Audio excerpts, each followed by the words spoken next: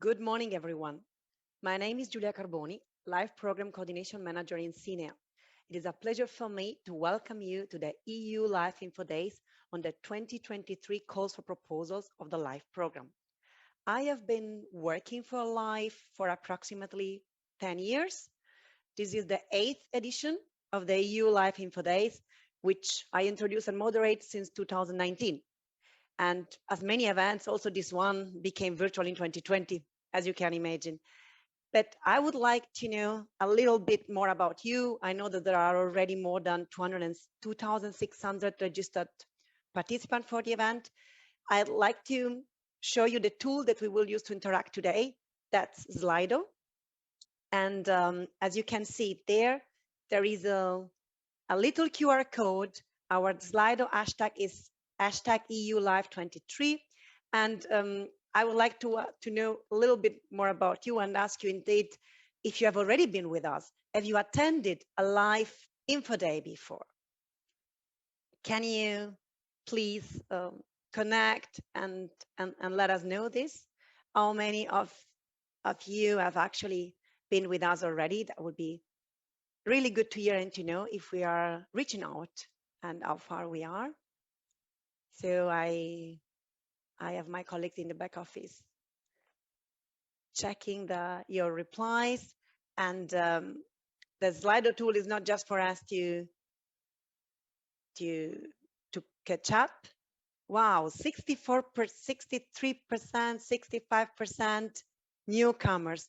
Well, that's really good to know. We have a lot of information today, both for newcomers and of course, experienced lifers. But as you well know, the life call for proposal have been published. All the information material is available on the LIFE website, and you can apply via the European Commission's Funding and Tender Opportunities portal.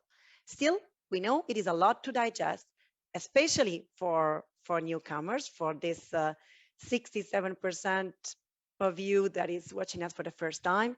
So these days of presentation and question and answers are definitely there for you. Do not hesitate to ask us your question in Sli.do. The hashtag is EULive23 and vote for your favorite ones.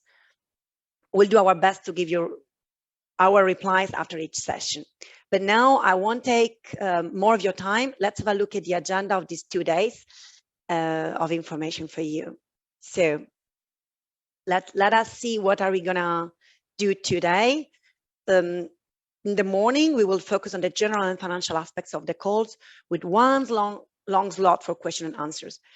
I will very soon give the floor to Aneta Willems, Head of Department D, Natural Resources, Climate, Sustainable Blue Economy and Clean Energy in CINEA. Then I will call on the virtual stage Burrill and Agnieszka Romanowicz to tell us more about the structure and the general conduct of this year's call. Bernd Decker will later share with us the main steps of the application process and evaluation. And last but certainly not least, we will have Licinia, Pereira and Lorenzina Bruno focusing on the most important financial aspects in life. And we will close the morning with the Q&A.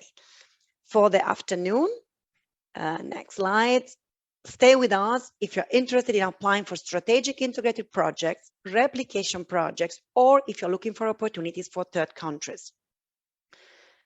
Then we'll all close the day, but meet again tomorrow.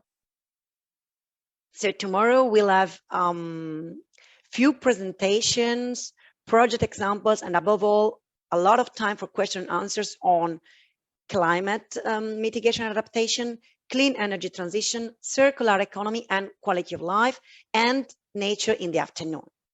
That's our agenda for the 2 days, and you'll see there will be a little slot at the end of the afternoon in case you really have additional questions about your project proposals. Now, without taking more of your time, I invite Aneta Willems, Head of Department D, to join us for some official words of welcome. Aneta, the floor is yours. Thank you very much, Giulia, for the introduction.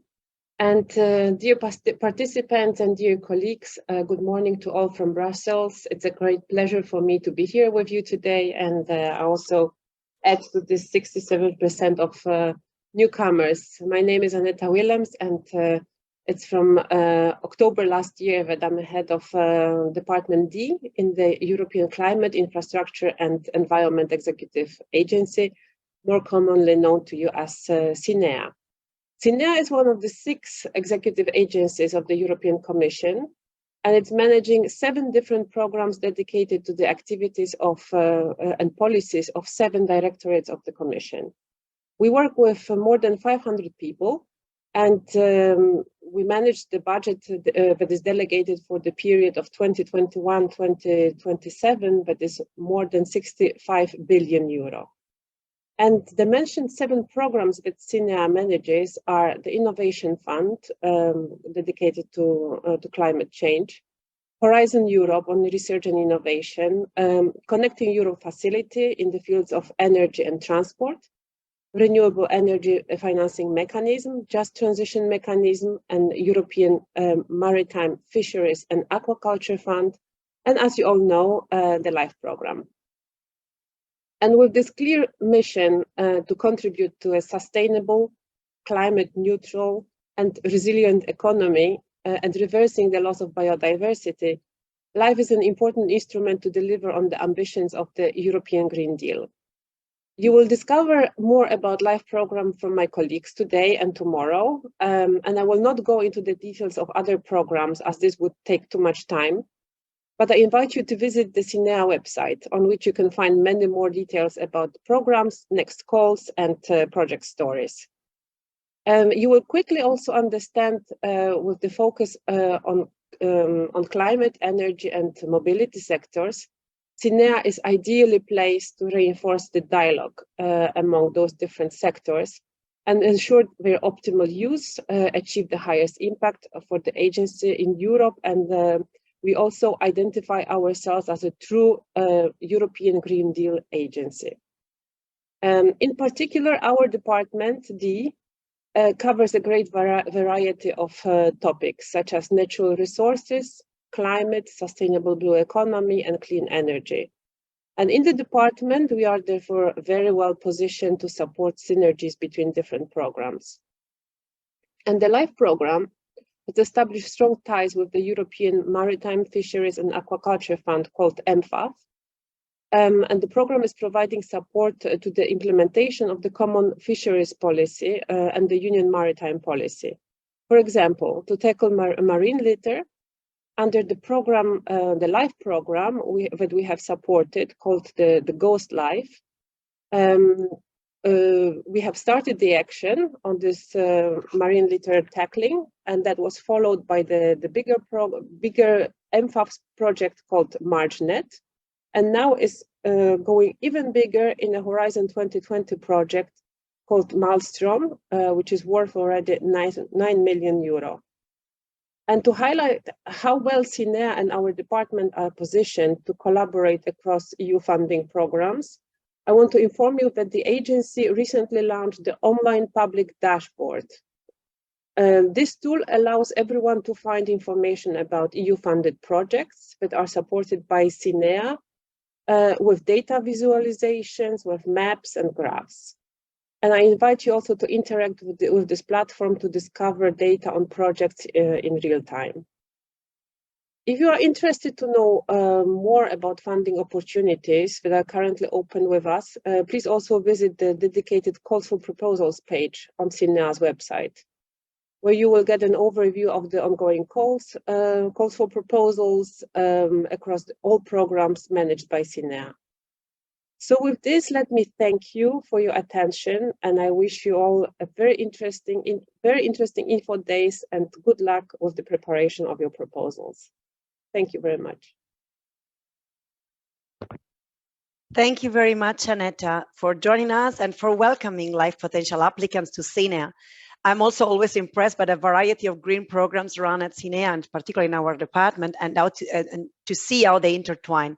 It's very interesting. So thanks a lot, Aneta. A technical message for all those asking on Sli.do. Yes, the recordings and the slide of today will be available on the LIFE website. But indeed, let's now focus on LIFE. And this is why I have the pleasure to give now the virtual floor to Burrill and Agnieszka Romanowicz, respectively head of unit and acting head of unit of the life environment and the life climate and energy units in CINEA. And if you are with us, yes, you are. So the floor is yours. Your presentation will also pop up soon. Very good. Thank you. Thank you very much, Giulia.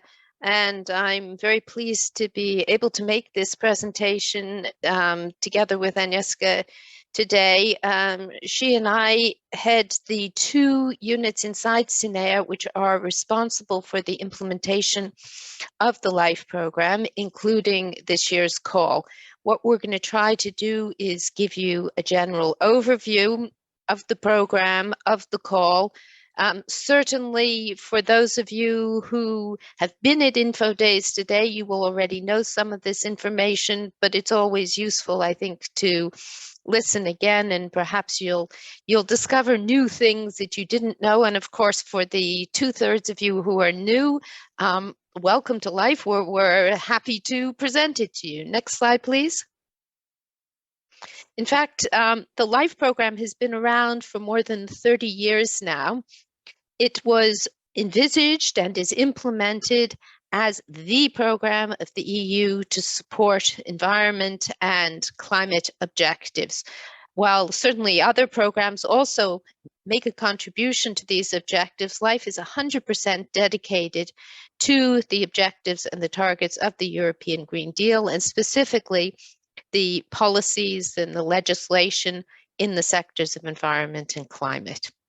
For the years 2021 to 2027, which is our present financial framework for the EU, LIFE has a budget of 5.43 billion. That may not seem huge compared to some of the bigger funds that the EU manages, but we believe, and experiences show through the years, that LIFE can have a very real impact. And we are certainly looking for good applications, good projects from all of you to take forward our heritage. The multi-annual work program for 2021 to 2024 was adopted in July of 2021. You can find that document on our web pages, and that sets the overall framework for this year's call, which has a budget of 611 million. Next, please. This slide really, in a nutshell, presents the LIFE program. You can find in the first column, these are the objectives of the LIFE program according to the regulation for LIFE. So you can see that we cover the different objectives related to environment and energy of the EU. We aim to protect and improve the quality of the environment. We aim to halt and reverse biodiversity loss. And we aim to contribute to a circular economy and an energy efficient and climate safe environment. The program you see in the second column, the program consists of 4 sub-programs. We're going to describe these a little bit in the following slides. But first, let me give you from the last, no, please go back. From the last column, this gives you a little bit of a vision overall of the types of things that we finance.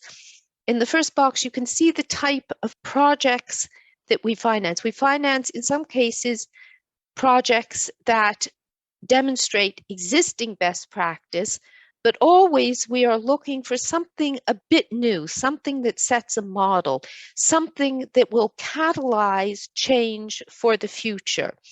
We certainly, all of our projects, were aiming to do something that can later be replicated, that later can be upscaled. So with our small budget, we aim to show models of ways that our society can transition towards sustainability. We have applicants that are private, applicants that are public, applicants that are NGOs, and all together what we're aiming to do is to support the development and the implementation of the EU environment and climate policy and help member states, obviously, to fulfill their role in this implementation. Next, please. So just commenting briefly on the first subprogram, which is Nature and Biodiversity. This subprogram aims to support the various different objectives of the EU's biodiversity strategy. Many of our projects support the implementation of the Birds and Habitats Directive and the development and management of the Natura 2000 network of protected areas. But we also have projects that, for instance, support the implementation of the Invasive Alien Species Regulation, and projects that contribute to other aspects of the biodiversity strategy, certainly including the aspects of nature restoration. Next, please. The second subprogram I want to mention is the subprogram on circular economy and quality of life. That's a mouthful, the name of the subprogram, but basically this subprogram covers all areas of EU environment policy not included in nature, climate, or energy transition. So it covers water, it covers waste, it covers air, it covers all aspects of circular economy, recycling, chemicals, almost you name it in environment. We have a broad mix of applicants in this subprogram, but this is the subprogram where we particularly have quite a lot of private applicants, companies that want to find a new way of doing something. They're developing or have developed a new technology that they want to roll out in the real world and demonstrate how it can actually function under real world conditions. Next, please. And now I'm turning over to my colleague Agnieszka. Good morning, everyone. So as Anne was saying, we have 4 sub-programs in the LIFE program, and the third one is the climate mitigation and adaptation, where we are trying to contribute to the transformation of the European Union into a climate neutral and resilient society. We do this by looking at the climate change mitigation, climate change adaptation, and obviously a little bit into the governance of the climate. What we are trying to do with the projects, we are trying to contribute to the 2030 energy and climate policy. We are helping member states with the national energy and climate plans. And we are basically trying to prepare ourselves for the long-term climate and energy strategy that we have and the changes that we may do. The projects are similar to the sub-programs that we just had in terms of the construction. And when we move to the final sub-program, which is a little bit different, where we are trying to contribute to creating market and regulatory enabling conditions in the EU territories for the energy transition, we are trying to achieve this via different activities when we are developing and spreading best practices, mobilizing investment, improving skills, removing market barriers, raising awareness, and educating and empowering. When we look at the following slide of the clean energy transition, I see that the slides have not moved, at least on my screen. Yeah, I'm already on the following one. Basically, the Clean Energy Transition Program you have not seen for this year because the call will be open a bit later, but it's a little bit different structure of the call than the 3 previous sub-programs. So we have areas of intervention which are defined every year and they're changing every year. So again, a bit different than the other 3 sub-programs. When we are trying to help the national and regional and local authorities with the policy framework, we try to support them in the clean energy transition. We try to accelerate the technology rollout, digitalization, new services and business models. Obviously, as I said, we are also trying to attract the private finances for sustainable energy because we cannot do this alone with just the public authorities funding. When we go to the following slide, I will present you a little bit the general types of grant agreements or calls that we have in the LIFE program. I hope we can get the next slide. So we have the standard action projects, which, as I said, is something that goes through all the 3 sub-programs, the 2 sub-programs that I'm presented and the climate that I was presenting. Those are the majority, this is the majority of the projects that we have, and this is the biggest call that we have. For the clean energy transition sub-program, we use the coordination on support actions, which is a little bit different types of grant agreements and different types of consortiums that are built for different proposals, as I was trying to show you in the previous slide. Then we have the strategic and nature projects, strategic integrated projects. We have also the proprietary projects addressing ad hoc legislative and policy priorities, technical assistance. Some of them will be in detail explained either during the presentation that we have, I mean, shortly presented during the presentation in the morning, or later they will be presented in more detail. We also have other types of forms of granting that we are not using this time around. When we look at the standard action projects, which I said are the traditional life projects, so please have the next slide. When we try to develop, demonstrate and promote innovative techniques, methods and approaches, we contribute to the knowledge base that we have. And basically all the projects are really bottom up. When you are coming with your ideas, the ideas are being evaluated. Of course, you have to respond to the policy priorities, but the call is very open, and we are trying to also judge a little bit what is happening on the ground, what is needed, and when things are going us, where things are taking us. We are also looking at different TRL as compared to the Horizon Europe projects. So this is kind of the next step after the Horizon Europe projects. We have the co-financing rate, which is a 60%. With some exceptions, and those exceptions you can see on the slide, but also in the call. So please read carefully what is the co-financing rate for the call that you are trying to put your proposal forward. The maximum duration is 10 years, which is, again, quite unusual because not every program has this opportunity to give grants for 10 years. When we look at the strategic integrated projects, we have 2 strands. One is the circular economy and quality of life. The other one is the climate change mitigation and adaptation. Again, the co-financing rate is a maximum of 60%, and the maximum duration is 14 years, which is again quite generous as compared to other programs. And now I will pass floor again to Manu. Thank you, Agnieszka. Can we have the next slide, please?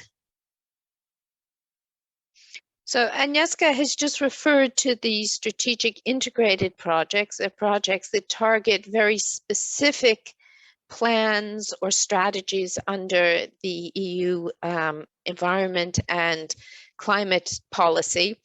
And the strategic integrated projects refer, as Agnieszka said, to the circular economy, quality of life, and the climate subprogram. Under the nature and biodiversity subprogram, we also have a type of strategic project. They're the strategic nature projects. They are not included in the call this year. We had a double-sized budget in the 2022 call, and we will again have them in the 2024 call. But I think it's worth mentioning now because developing a strategic project takes quite a lot of preparation. So some of you might already be starting to think about making an application for 2024. So the strategic nature projects are focused on the implementation of either the prioritized action frameworks under the Habitats Directive or other plans and strategies adopted at international, national, regional, or multi-regional level by nature and biodiversity authorities. They have a co-financing rate, a standard rate of 60% and a maximum duration of 14 years. I'd like to emphasize for those of you who are old life aficionados that these are very similar to, but not the same as the integrated projects for nature under the previous program. The way that they are different is the strategic nature projects also include requirements for mainstreaming. So if you're thinking about preparing one for next year, you can look at the 2022 call, but you can't submit it this year. Next slide, please. And finally, I just wanted to touch on something else that is not included in this year's call. That is our operating grants for NGOs. Our operating grants are different from our action grants in that they support a full program of activity for some of the larger Europe-wide NGOs. These operating grants are awarded on the basis of a call for framework partnership agreements. That call was made in 2021 to cover the financing years 2022 to 2024. So we are not launching a framework partnership agreement this year, although there will probably be another one in a couple years' time. So this year, the only organizations that can ask for an operating grant are ones that already have a framework partnership agreement from the call in 2021. Next slide, please. And finally, I would mention our technical assistance projects. The first type of technical assistance project is the preparatory projects. These small grants support the preparation of strategic project applications. They have a maximum EU contribution of 70,000 and the standard co-financing rate of 60%. Next, please. Now I'm going to speak briefly about something that is new in this year's call. These are the technical assistance projects for replication. The conception of these projects arose because, well, as I said before, we know that life projects are all designed to provide a model, to provide something that can be upscaled, something that can be replicated. And all life projects, as you'll see when you read the call, have requirements for ensuring the continuation of their activities, for ensuring the sustainability, durability of the actions, and they all are required to have an afterlife plan. However, we also know that a lot of our top projects, our very successful ones, have much more potential for replication than we actually see happening. And often this is because there is some kind of impediment or obstacle to the upscaling or replication.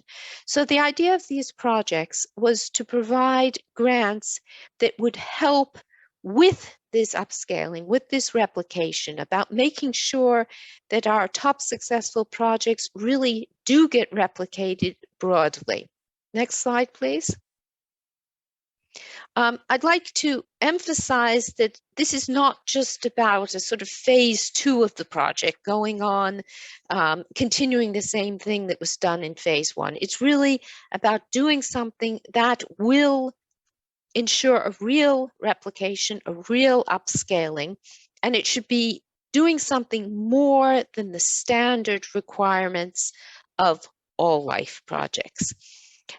We will be running this call this year under the sub-programs for nature and biodiversity and under the sub-program for circular economy and quality of life. So the scope of your proposals need to fit under those two sub-programs.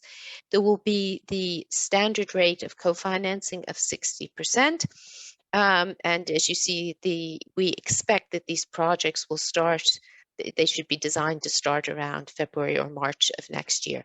So this is something new. There's going to be a dedicated session on these calls this afternoon. We're certainly looking forward to seeing innovation from our applicants. We don't know exactly what the projects are going to look like yet, because this is the first time we run this type of call, but we see a lot of potential and we're excited about this call, and we hope you will be too. Next slide, and back to Agnieszka. Thank you, Anne. So as I was saying, the clean energy transition has a little bit different type of projects. We use the coordination and support actions, which you might know from Horizon Europe program or Horizon 2020. This is a little bit of inheritance or the legacy of the program, which was before in the Horizon 2020. The CSAs are really particular type of projects or type of grant agreements that we are giving. First of all, I like them because they are seed money. So this is something that member states can use for the networking, for capacity building, and for raising awareness. And this is how we are using it. They are policy driven. So as I said, we have very different approach, and we have very specific topics where you have to every year check what is the description, what is the requirement. So the scope is really clear, and you should follow what is in the description. The other important thing is that we have co-financing rate of 95, which is again very different from the other 3 sub-programs. And the duration is much shorter. It's 18 or 36, up to 36 months. So again, very different. There are no infrastructure costs. It's really just for the networking, for the meetings, for seeing the peers. And another difference between the other sub-programs is the requirement for the specific number of participants from specific number of member states. So again, please read carefully the different requirements that each call has. In the following slide, we'll have the PLP grants, which is very specific. It's really focused on the current policy priorities, and we have 1 grant per topic. We have 15 topics, and out of them 3 are focused specifically on Ukraine and or Moldova. So you have to see in the description exactly which countries they're covering. And again, very specific. It's a one-off topic, so it's not something that will be repeated. And we also invite you to read carefully the requirement of getting the grant under this action. And now I think we are going to the set of slides when we have a generic overview of different calls. You have the standard calls that we have under the LIFE program 2023, the different envelopes in terms of how much money we will allocate to each of the strand. The opening date, as I was saying, the clean energy transition will be open a little bit later on the 11th of May. You have closing dates, and I want to emphasize that please be aware that we have different closing dates for the calls. The beginning of September, so the 6th of September, it's for nature and biodiversity and circular economy and quality of life. Climate mitigation and adaptation will be closed on the 21st of September, and the clean energy transition on the 16th of November. There is indicative date for the signature of grant agreements, which is June 24. Obviously, this is not set in stone, and it will depend on the final timetable that we will have with the grants. In the following table, you have the remaining of the calls. So please put the next slide. Again, the one that we are not having, you have clear indication that there's no call in 23. You have the envelopes, you have the opening dates of the call. As you see, all of them were open on the 18th of April. So here there's no difference. You can already see and read the description of them. The closing dates, again, they are different for different calls. So please pay attention in order not to miss the closing date. And the signature will be either still this year or next year, depending on the different type of calls. And with that, it's thank you from me, and the rest of the slides will be taken over by Anne. Please, Anne. And thank you, Agnieszka. And next slide, please. So you've already heard from us an overview of the call. Before leaving you, we wanted to just review a little bit some pointers for how to apply successfully. So I'm going to go through a few slides on that theme. Next, please. So I think, you know, applying to LIFE is quite challenging. We often hear people saying that, you know, they've worked hard, they've put in what they think is a good proposal, and they're disappointed because they haven't received financing. There are different reasons for that. I mean, there are proposals that fail because they have not been properly prepared, because the conditions outlined in the call have not been respected.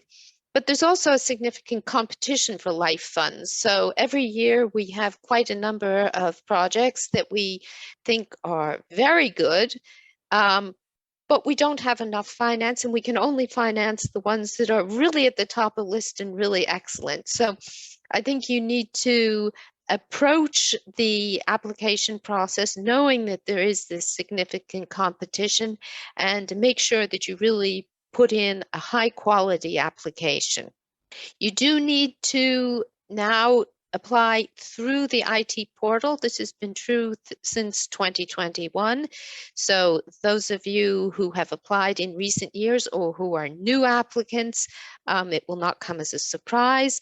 For those of you who perhaps have participated in life calls in the past, but not in the past couple of years, you will have to learn this new environment. But once you learn it, it's not so bad to use. So next slide, please. The first thing I would really suggest to you, if you are thinking about applying for a life grant, is to read the documents that are available. Read the call documents, of course, that's absolutely essential. But I would also encourage you to go back and look at the life regulation and the multi-annual work program. I think those two documents will help give you the framework and give you a good feeling for the type of projects which life aims to finance, and I think it'll probably help enrich your application. I would also encourage you to look at the life project database. The database contains all of the life projects that have been financed over 30 years. Now, of course, the specific terms of the calls has evolved, but you'll get a good idea for the types of projects which have been financed in the past, and perhaps that will give you some inspiration or might even give you ideas of people you could reach out to as partners in applications. Next slide, please. Some of the very important things to consider in designing your project is that you need to start from a very clear baseline description. We need this in order to evaluate the potential of the project. If it's not clear where you're starting from, it's very hard for us to see where you're headed to and how much difference your project will actually be making. Second, you need to ensure that the sequence of your actions is logical and clearly linked to the project description. Make sure that each action really has a purpose and that you understand why you're doing it and how it's contributing to the overall objectives. And third, I would suggest that it's very important to consider an accurate estimation of your project impacts. We do look very closely at the impacts. This is reflected in the award criteria. So you need to do your best to quantify them to show what you will accomplish during the project and after the project's end. Next, please. You also need to make sure, as I mentioned before, that you have activities and a plan to ensure that the results of your project will be sustained, that whatever you're doing during the project will continue to exist, will continue to be functional after the end of the project.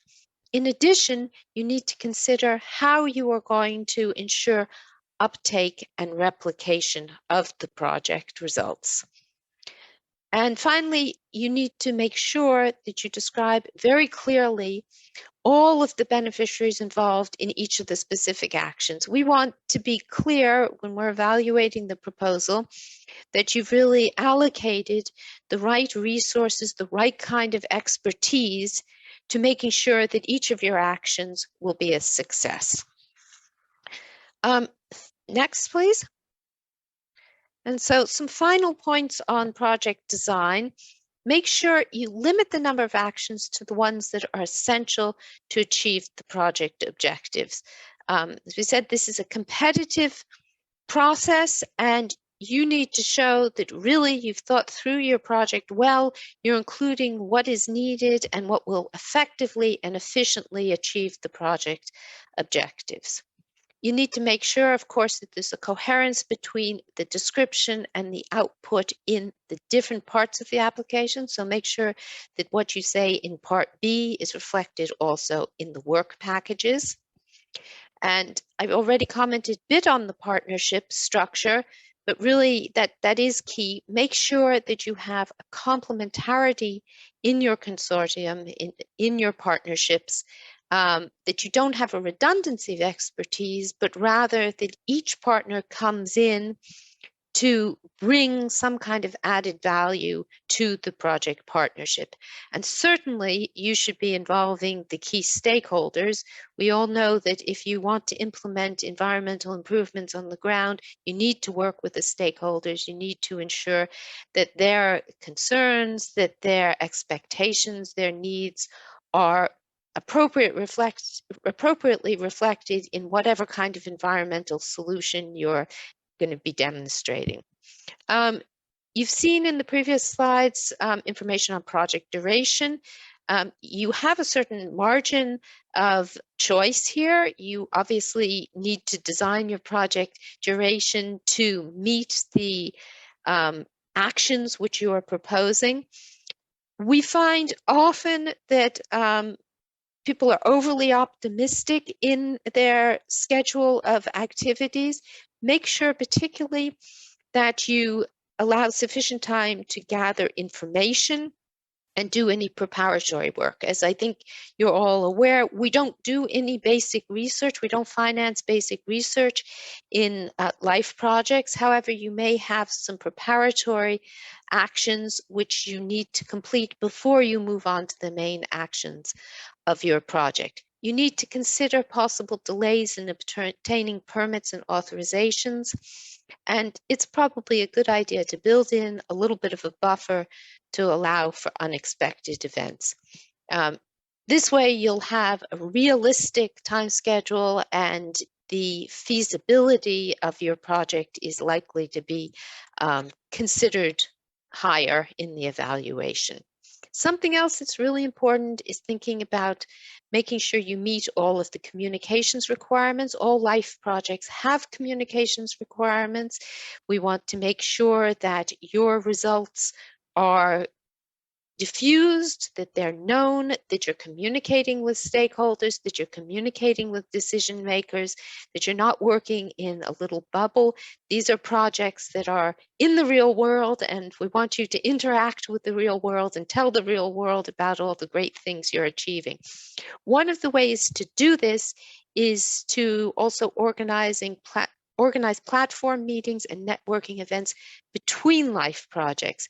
This is a very good way to communicate some of your results to other interested bodies and entities. It's also a way for you to learn from other projects and to work with other projects in order to have a graded added value overall from your results and their results. So I would really strongly encourage you to think about building these kind of events into your activities. Next, please. And this is my final slide. It just summarizes some of the elements of good design and the common problems. I think I'm not going to read through it because we're running out of time, but I leave it for you to read, and I certainly would encourage you to go back over these slides and think about them as you are preparing your applications. So if you move on, I think that's the final slide. Next slide, please. Yeah. Okay. Thank you very much. And back to you, Giulia. Thank you very much, Anne, and thanks, Agnieszka. Of course, it was a broad introduction, and you as applicants will all need to read carefully the documents. But I'm sure you could already appreciate the live variety and these first sets of tips that Anne shared. A technical message for all those asking on Sli.do. Yes, the recording and the slides will be available on the live website and on the B2 Match platform. Just give us the time to share with you first the content, and then we will share also the slides. So as this year calls does not differ much from the previous one, there are the questions there. I'm sure if they are on general aspects, feel free to post them already. Sli.do, #EULive23. Otherwise, keep them on hold and listen to the next input. Bernd Decker, we are all ears. Please join us, here you are, to explain how the application process and the evaluation work in life. Thanks, Bernd. Thank you, Giulia, and good morning, everyone. So, as Giulia already indicated, I will guide you through the process, through the application process, but I will focus on the standard action projects. I think most of you in this info day are interested in standard action projects, and I will explain also the approach and the steps how we at CINEA evaluate your proposals. As Giulia also indicated, the policy priorities for each of the subprograms will be presented tomorrow, so I will not go into this one. Next slide, please. So as a result of this info day and the previous presentation, you may have decided to submit a proposal to the LIFE program. And the question is now where to start. Several times mentioned now, access to the EC funding and tender opportunities portal is would be the first step. But you are already before that thinking of ideas. You have proposal ideas, project ideas, or you start from the problems you may have encountered. Imagine you are maybe a councillor of an Eastern Belgium town or city, maybe Verviers, and you were hit by the flooding 2 years ago severely with a lot of fatalities. And you realized that during that flood, there was no appropriate warning system. Maybe there was no awareness of the population how to deal with such a catastrophe. There was no appropriate governance structure to address the problem, maybe. And further up, you know some farmers, and you know there is a bit of an inappropriate land management system, which may also have caused or contributed to this event. But now you are trying to find support, and you try to find also networks to find solutions for this. And LIFE could be, for example, a program which helps you to address this problem. But hey, going to be complicated now. So we move on now to the very briefly to the IT system. So next slide, please.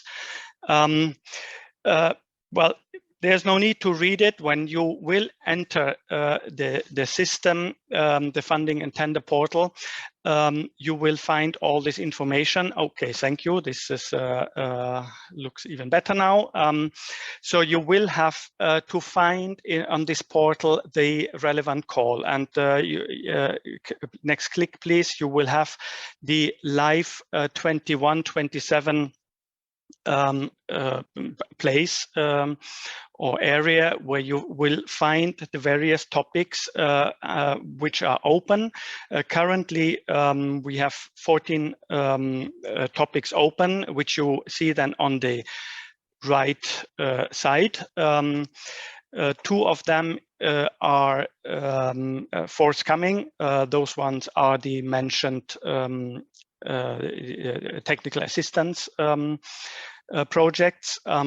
So now back to the counselor, you may be a bit lost. What should I choose now? I mean, there is PLP, there is nature, there is climate, there is circular economy, quality of life. So of course you need to place your problem and your envisage solutions for this into the right topic. And you may think that that the flooding you were affected of was an effect of the climate change.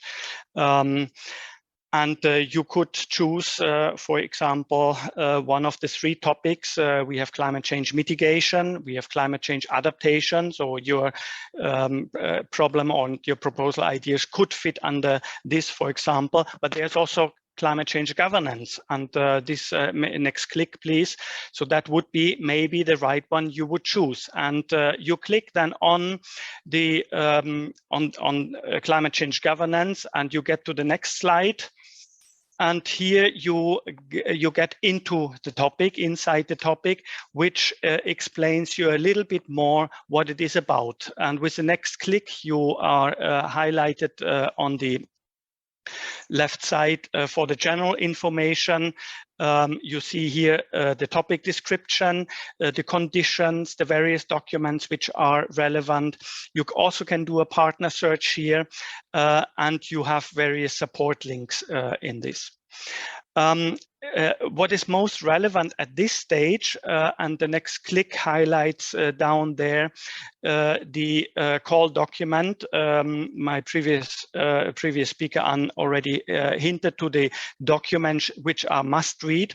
The call document contains most of the information you need for preparing the call. Of course, you should also consult the multi-annual work program and other supporting documents, but the central document is the call document. So let's move to the call document and see what is inside the call document to guide you a little bit through, because particularly for non-native English speakers, it's of course a challenge to take a document which is published only in English and to read through this document, many pages, a lot of jargon, which is maybe difficult to understand. So let's go through this a little bit.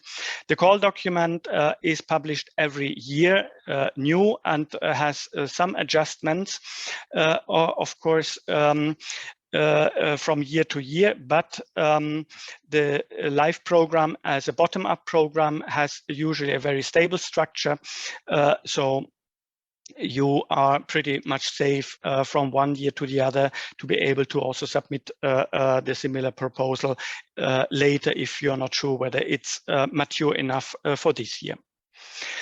So the call document structure, what do you have? Of course, we have an introduction and then the background, what is the LIFE program? Here, in small chapters, the various sub-programs are described: nature biodiversity, circular economy, quality of life, climate change adaptation and mitigation, and finally, clean energy transition sub-program. Here you can see whether your idea fits under one or the other priority. Then the second chapter of the call document is dedicated to the policy priorities. So here we have the specific priorities, the themes and the objectives which are relevant for your proposal. So this is the, let's say, I would say the most important part in terms of placing your proposal into the right context. And then we have the further chapters are then informing you about the available budget. Maybe you go one click back, then we remove the arrow here. Thank you.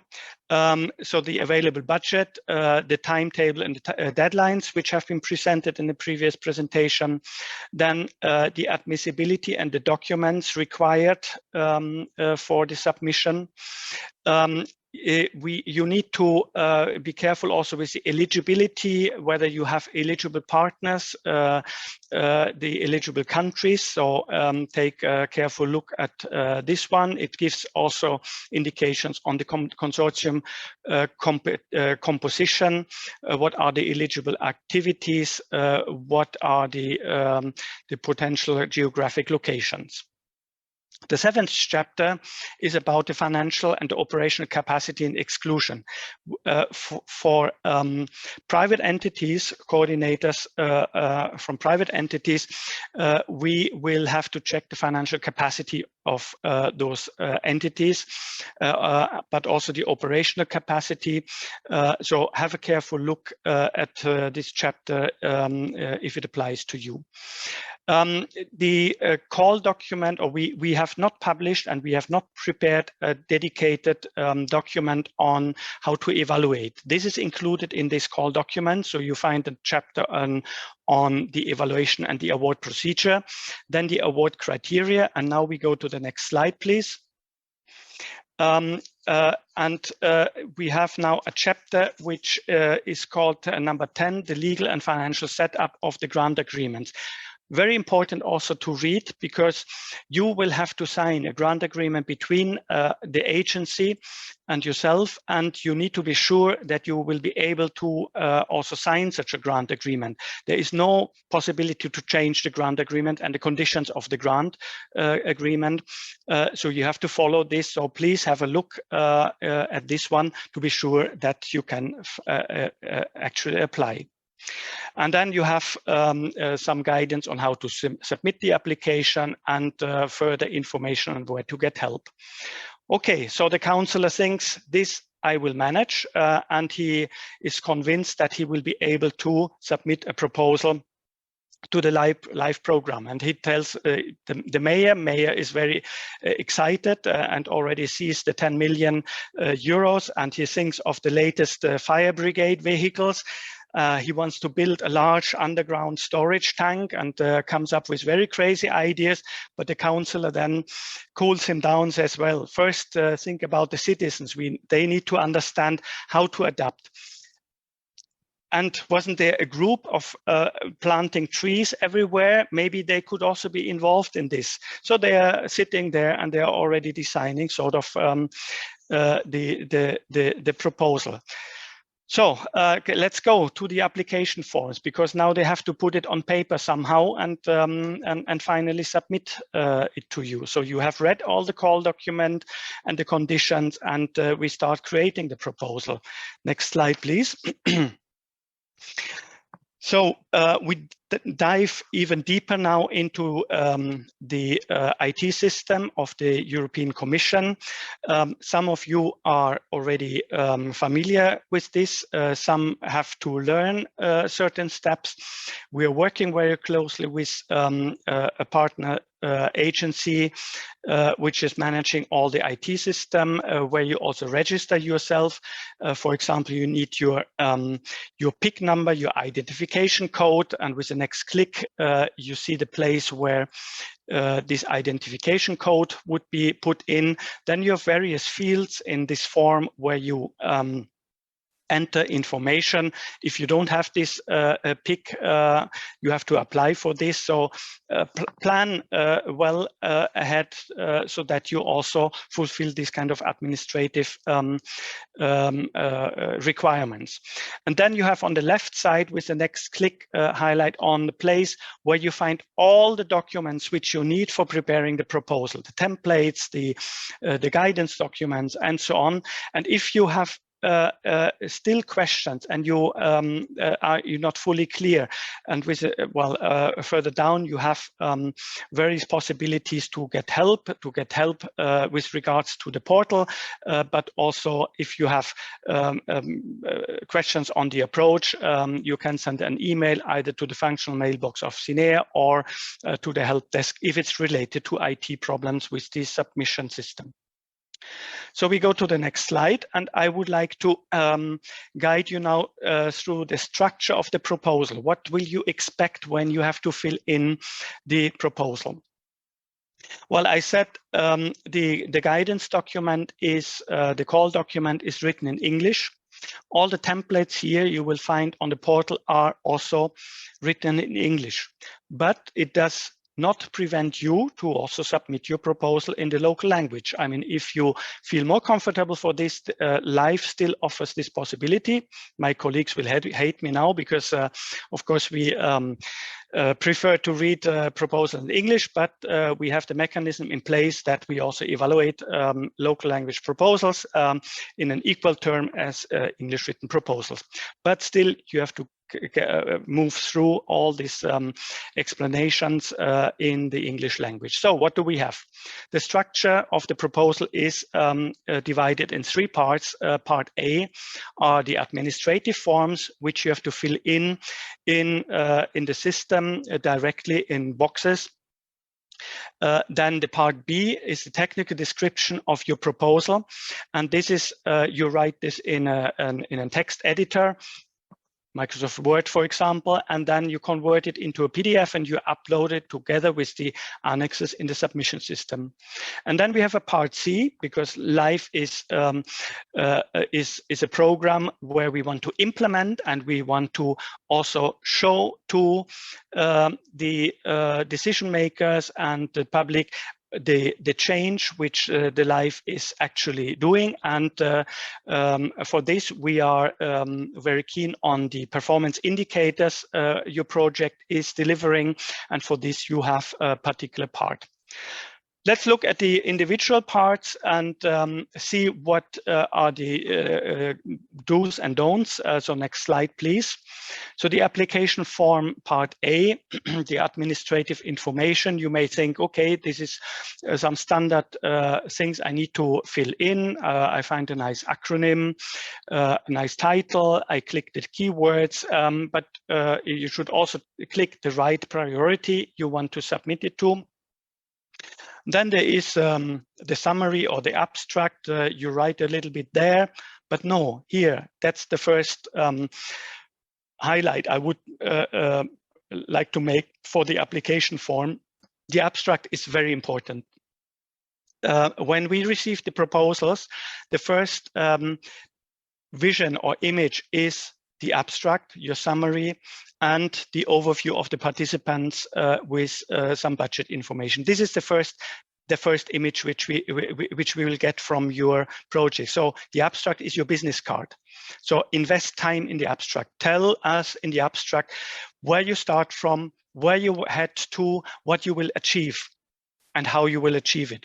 I know it's a very much a challenge because it's easy to write it on 100 pages, and to do it on half a page or even quarter a page, this is a challenge, but invest time in this.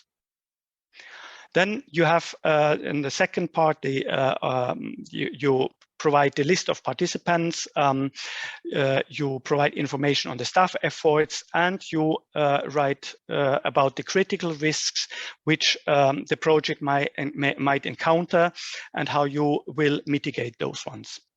And the third part is the budget, which is a simplified budget table where you have per partner, you indicate the amounts in terms of the individual budget lines. So let's move to the next part, which is the part B, the application form, where you actually write in a document, for example, a Word document. And here you yes, you write a good, concise, consistent proposals with all the parts which we need. The cover page, you have a proper table of contents. No need to write again the project summary, because this will be taken then from the part A, which I mentioned in the previous slide. We are very strict on character size. So it should not be smaller than Arial 10, and the page limits. Page limits varies between the subprograms and the project types. For standard action projects is 120 pages. And well, now some might think they're clever. They remove the instructions which are part of the template. There are many instructions in the template. They think to remove them to gain more space. Please don't do that. If we see proposals where instructions are removed and the maximum pages exceeded, we will cut the proposal, and the evaluators, the external evaluators, will not take those pages into consideration. So please do not remove the instructions, remain in your limits. Next slide, please. Now we get into essence. And Burrill already went a bit into some of these aspects, where to focus on and the do's and don'ts. Here, I would like to link the different parts of the proposal. I mean, the next chapters, they are the core chapters. You write about the relevance of the proposal. You write about the impact of the proposal, the quality of the proposal, and the resources. So here is really the core, and I would like to mirror now the award criteria. Against we evaluate the proposals, and with the next click you have the first award criterion relevance, where we provide maximum 20 points. The threshold you have to reach are 10 points for a criterion, and you can see in terms of the relevance. Let's go back maybe to our example, the counselor from Verviers who is writing now the proposal, maybe with the help of a consultant. This of course is can be ideal, because you may not have the capacity in your local authority to deal with all this kind of relevant or this kind of forms and submission system and so on. So here, what does it mean, background and general objectives? We want to know what is the situation. How is the city? How was the city affected? What's the situation of the river which was running through? What is the catchment area of this river?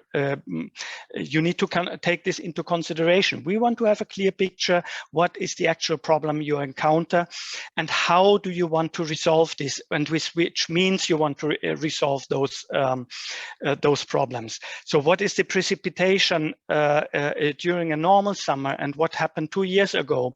What is the discharge capacity of your river?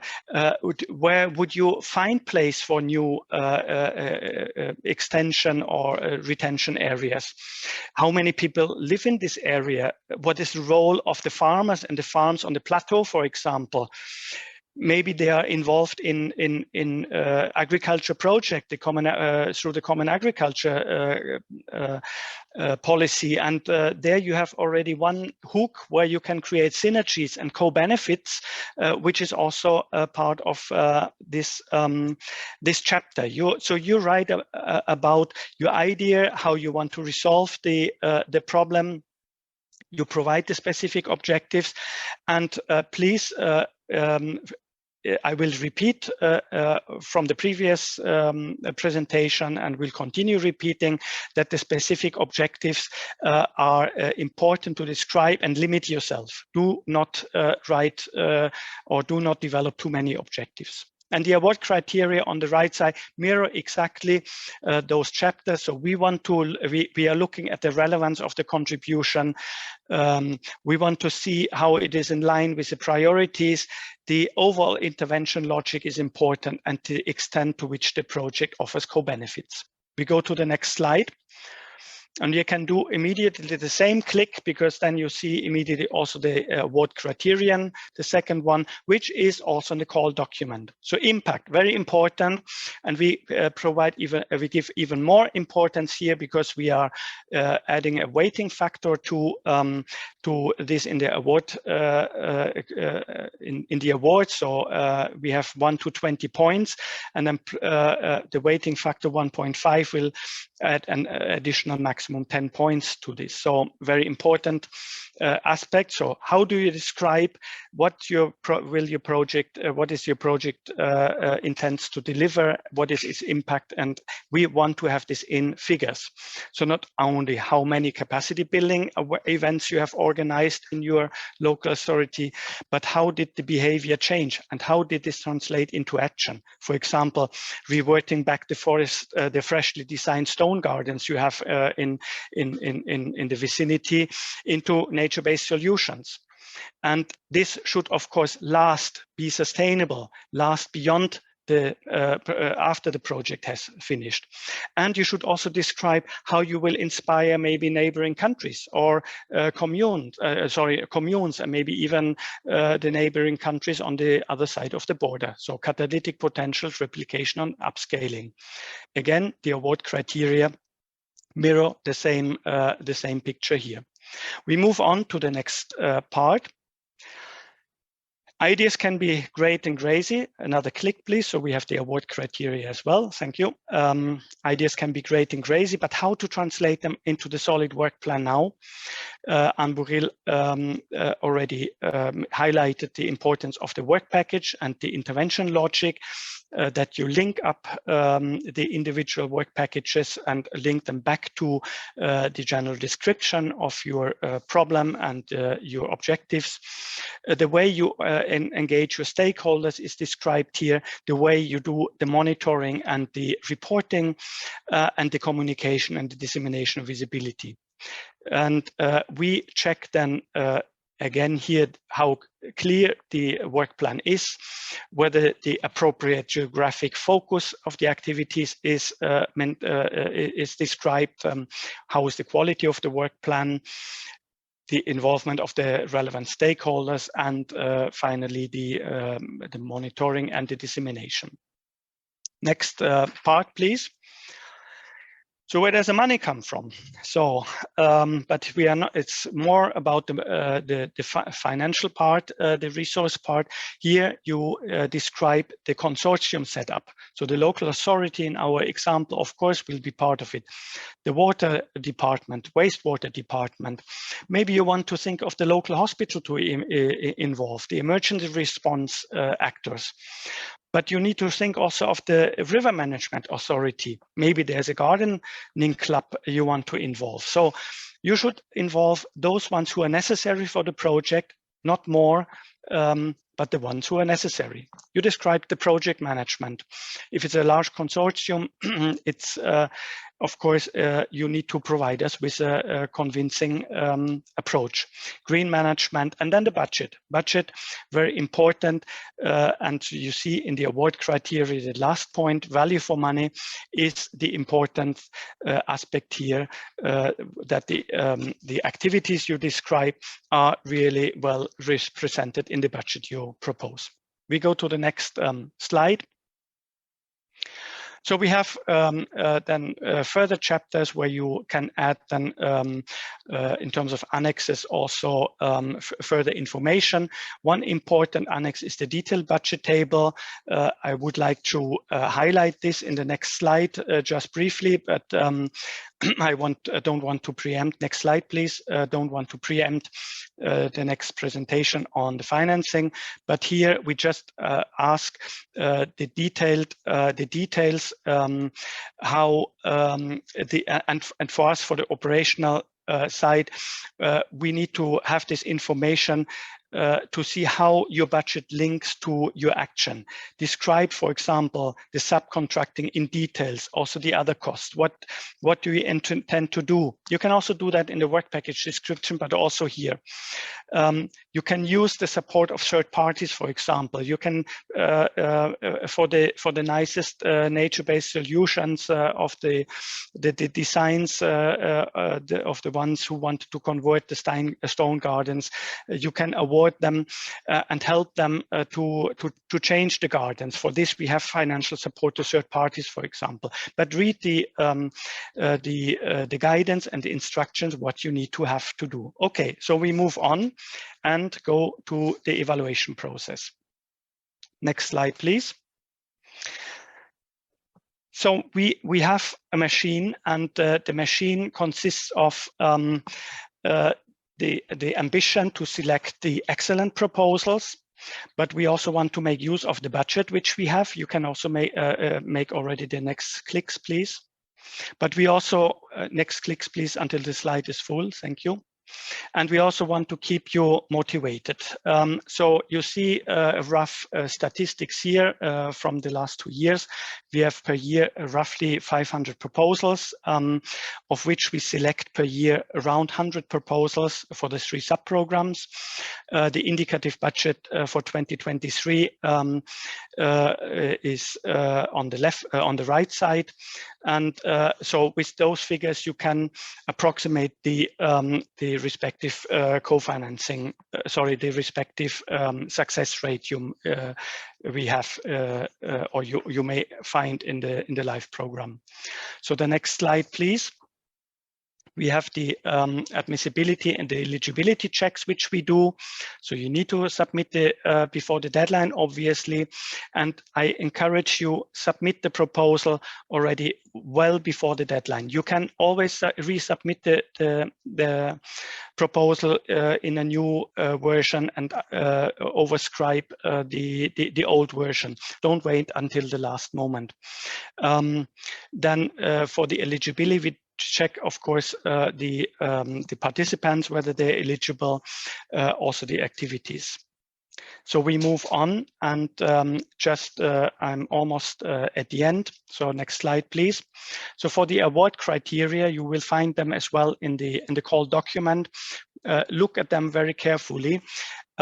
Just here to highlight, I mentioned that in each of the 4 award criteria, you will have to reach at least 10 points, but 10 points will not be enough to reach the overall threshold of 55 points you have to reach to be a passing proposal. So you have to be at least 14, 15 points in the individual criteria to be among the excellent proposals. And then we have a couple of bonus points. They add in total additional 10 points. They can make a difference, but they are not that essential. So focus more on the 4 criteria. But and of course, each point you can gain is of course also helpful. So read the guidance very carefully, where you can really gain points and describe this well. So last slide. Or almost last slide, just to briefly give you a picture of what you expect in terms of the individual steps. So in September, you submit your proposal. We then evaluate the proposal and will notify all the applicants during February, March next year, 2024. The successful ones will be invited to the grant agreement preparation process, with the expectation to sign grant agreements approximately end of May, in June, and then you could start the project the months after. That's the usual timetable. So final slide with the recommendations. So please click all of them until the slide is full. So start now. Don't wait. And if you are not yet ready, you can be sure that for next year you will be able to submit as a standard action project to submit your proposal. The priorities will not change dramatically. Read the relevant information, but also consult your national contact points. They know very well which proposals have been submitted, and they can provide you further support. Focus your objectives, better just one objective rather than 10 objectives, and build a credible intervention logic.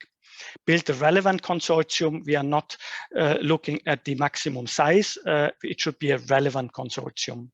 Then link your budget to your activities and check at the end the value for money. Give it to your grandmother and ask, would she pay money for this? Follow the template and instructions when writing your proposal, and then final polishing and submit on time. Submit multiple times. And with this, I would like to thank you. Great success, and we are looking forward to receive your proposals. Thank you. Thanks so much, Bernd. Super useful as usual, and even more. So I know some of you are already asking financial questions, but I can ensure that the next speakers have already some of the answers embedded in their presentation. So here I welcome Licinia Pereira. I see you already with us. I think Lorenzina, Bruno will join you soon. You have approximately 75 minutes to share with us what you know about the financial aspects of life. Thanks. Licinia, the floor is yours. Thank you. Thank you, Giulia, and thank you also so much to Bernd, because he has already touched some of the points that I'm going to touch as well. So thank you so much. So I would start. Where am I? Sorry. Here I am. Okay. I just need to adapt my view because I can see myself. Okay. Do you see the slides now? Is it okay? I see the slides, but I still see Bernd. That's okay. Just focus on Okay. the slides, Okay. and we Okay. see you perfectly. Great. Thanks. So I'd just like to first start to say that this presentation is really aiming to think to help you think on all the financial aspects that you need to consider in order to have a successful application. This is all what we want. So I'll be covering some of the aspects that Bernd has already covered. And then we will take on the questions on the Q&A. Thank you. Next slide. So here are some of the reference documents that we hope you have already started to analyze. So here the general link with all the funding, the reference documents, then the link to the model grant agreement of life that has not changed. So we really recommend that you look into that already. That's how your grant agreement will look like, with your specificities, of course. Then the annotated grant agreement. There's a new version from April 2023, and we have already received some questions because there are considerable differences between the two. So if you are familiar with the first version, please download the second one and read the differences there. It's not in track changes, so you really have to go through it to see what has changed. Then the next one is what Bernd mentioned in the selection criteria. You will be assessed on the financial capacity assessment. And of course, first of all, you need to register and you need to get your pick. So you need to go to the funding portal and register. And there, one of the things that we will look into selecting your proposal is, of course, if the coordinator is private, we will have a look at the financial capacity assessment. And if the result is weak, there are certain mitigating measures that we will propose to you. So if you already want to know what the result would be, go to the funding portal and do your own self-assessment. You take your financial statements and you fill it in, and you can already see the results. So this would also help you prepare a little bit what will come. If you're a newly created entity, then you will have to use the data from your business plan. Next slide, please. So here is one of the first things that you need to consider. Who will you have in your action? Who will participate in your consortium? And what type of actors are foreseen in the grant agreement? So of course, the first one is the most important, is the coordinator. So he or she, as entity, of course, will be the contact point for us, the granting authority, and they will sign the grant agreement. Then you have the beneficiaries. So all the entities, the organizations that you will want, that will need to be part in the action, they will also sign the grant agreement, but in the form of an accession, so the accession forms. The affiliated entities, so here these might be, for example, entities that the beneficiary owns or has a very strong legal or capital link. They have the similar conditions to the beneficiaries. However, they do not sign the grant agreement, and it's the beneficiary who has the link with the affiliated entity that will remain responsible vis-a-vis us, the granting authority. Another type of actor is associated partners, and there's a difference with the life legacy. Here, associated partners will want to be part of the action, either to implement certain actions, certain tasks, or because they want to have access to your action, to your project, but they do not have the right to charge any costs, and they will not claim any EU contribution. Okay, so this is very important. And they also do not sign the grant agreement. Then you have other types of actors. So if you are considering to outsource some of the actions, you will have subcontractors. This we will go into later. If you're looking into providing financial support to third parties, these are also actors and they will be mentioned in the grant agreement. And you also might consider receiving in-kind contributions. So you will have contributors. However, they will provide the service for free, and these costs are not going to be taken into consideration in the budget. So no costs and no income, so actually no impact in your budget. So it's as if you wouldn't see them. Next slide, please. So here is just a summary of the different actors that you have, and the article in the model grant agreement where you will have more information on it. So the beneficiaries, so they will be working on action tasks, they will have costs, they will be indicated, of course, and the conditions to participate. The affiliated entities will also be there, but they will not sign the grant agreement. Associated partners, and here you see that it's non-applicable for eligibility of costs. Then you have all the other actors there. I mean, I let you read. This is just a summary for your information. Next slide. So here, as Bernd has already mentioned, in order to start your budget, these are the sections that you will have to fill in, and I will show you then the templates. So first of all, you have the summarized budget table that you will need to fill in online. And this is per budget cost category, per beneficiary or affiliated entity. For the associated partners, there will be no costs, so there it will be indicated 0. And then you have the detailed budget table, which you will have to download. It's originally in Excel format so that you can fill in. And there you will go into more detail per cost category. So you will have to provide further description, justification, and explanation on the breakdown of the major costs, so that we from our side can evaluate and also can verify if they are eligible or not. And then of course, if your proposal will be selected for funding, we might come back to you with further questions. So here you should really aim at making it clear what it is, not too much detail because there's also limited space there, but a clear summary of what the costs are. And although there are no costs for the associated partners, please don't forget to put the staff effort, because if they're going to work, we will need to know how much they were going to work. So please indicate the staff effort in this table. We really recommend that you be realistic. Okay, try to think also, I mean, now there's a lot of inflation. So for example, take inflation already into consideration for the next years, and really start with a call document and check what are the budget categories that are eligible for your action, for the call that you want to apply to. Next slide.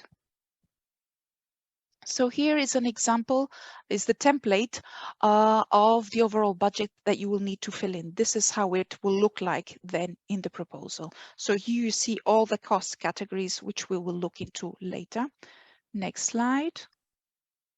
And this is also the template from the detailed budget table. So you start with the staff effort allocation per work package, and then you get to the total. So you indicate the persons, the applicants, and then their involvement per work package. Next slide. So then you will have to fill in the personal costs. So here also per applicant, and then you need to choose, we will see this later, what type of personal cost it is. Next slide. Here you need to indicate subcontracting. We will look into the differences between subcontracting and purchase of costs. This is a normally gray area, so so we will look into that later. But here is where you need to indicate what you plan to subcontract as action tasks, who will be the beneficiary or affiliated entity that will be subcontracting, and again a small description of what it is. And then if you go above 30%, then you need to justify why you are subcontracting such a considerable amount of your project. Then further down, you have other direct costs, and then here per beneficiary and affiliated entity, you will have to indicate the categories that you see there. So travel, equipment, purchase of services, financial support for other for third parties, and land purchase if applicable. Next slide.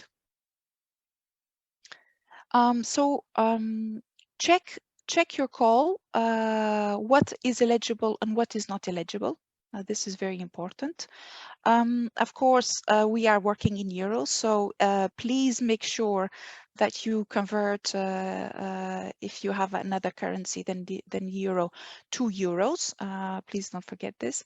The indirect cost is a flat rate of 7%, with the exception of volunteer cost and land purchase costs, and unless otherwise specified, unless indirect costs are not eligible.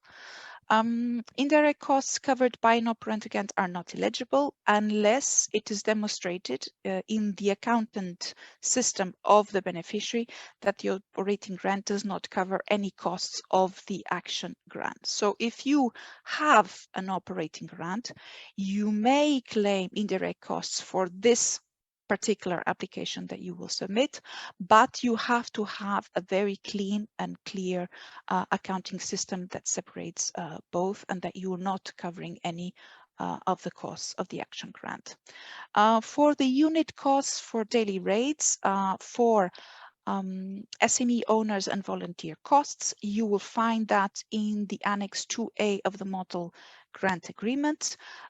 We have here indicated the current applicable coefficient to be used for the calculation of the SME owners unit cost. This is taken out from the Marie Curie work program, and you will find it there. I've indicated the page so that you can find it easily. And then for volunteer costs is the daily rates per country.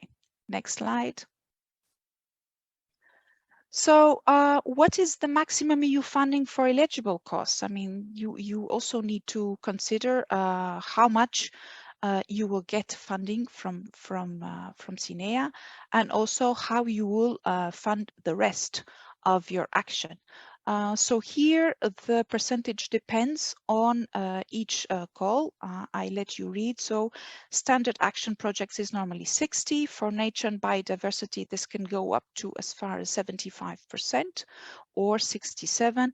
Then for strategic projects, 60%, technical assistance projects, TAPPs and TARs, which is new, 60%, the CAPs 95%, and other actions, it varies. Operating grants are at 70%. Next slide. So what will be the maximum EU funding that you will get? So you have your costs, and then you have the EU co-funding rate. What you will need to consider is that the system will calculate for each beneficiary the theoretical maximum amount of EU funding that can be requested. Each beneficiary will have to enter manually the amount of EU funding requested. It can be lower, not more than EU funding, of course, right? That's not possible, but it can be lower. For example, if you have funding from other co-financers, if you foresee to have an income from the project, or if you're going to put your own resources to a higher level.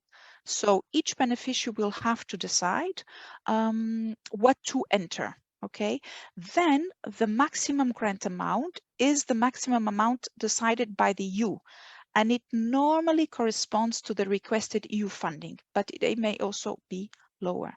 And so the amounts, you need to know this, because for the interim and final payment stage, this will be our maximum, our utter maximum. So even if you overspend, if you have a lower co-funding rate than is allowed in the call, because we have fixed the EU requested amount as lower, then it will not change. I mean, the EU maximum amount will remain the same and you will not get more funding. So you need to take into consideration when you decide what EU funding requested you will be entering, if it's lower than the co-funding rate or not. Next slide. What are the payment conditions? This is also important for you to know, for you to plan your actions when you will do certain tasks in view of the cash flow, of course, in view of the payments that you will be receiving for us, and also in view of the reporting periods that you will be introducing. So here I've just indicated on top of the first pre-financing.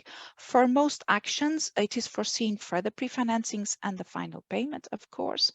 And so the further pre-financings will be calculated according to the amount of EU funding that you have consumed.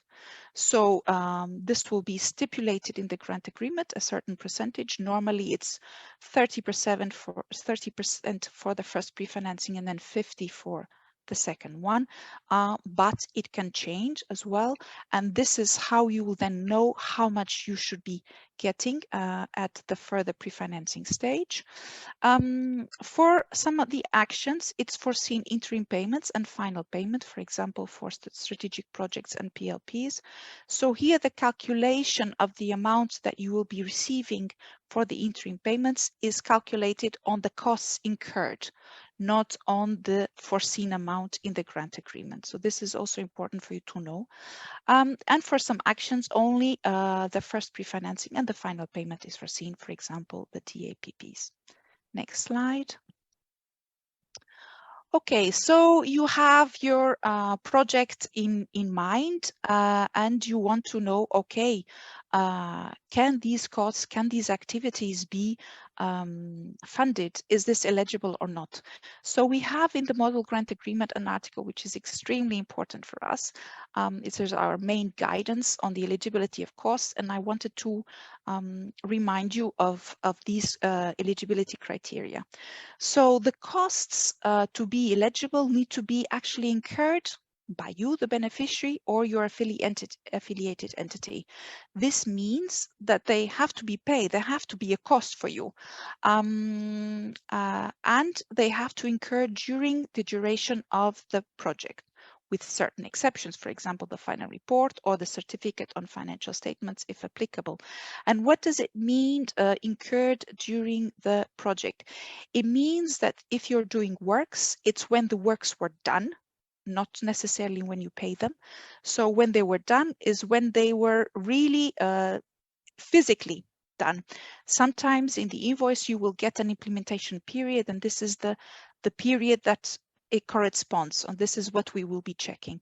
If it's a service, is when the service was provided, and if it's consumables, then it's when they were delivered. So for example, if you have your kickoff meeting and during the action, after of course it has started, but you buy the tickets before, these are eligible because they correspond to an activity which takes place during the project. Okay. Next eligibility criteria is that it needs to be foreseen in the grant agreement. It needs to be one of the budget categories in the call and indicated in the grant agreement. It needs to be directly related to the action and necessary. Okay, so this is more a technical issue, but it is also needs to be complied with. It needs to be identifiable and verifiable, and this means it's in your accountancy, in your SAP system, etc., that you have proof of these of the occurrence of these costs, be it in staff record keeping for staff cost or for invoices for services, for example. The costs need to be compliant with applicable national laws on taxes, labor, and social security.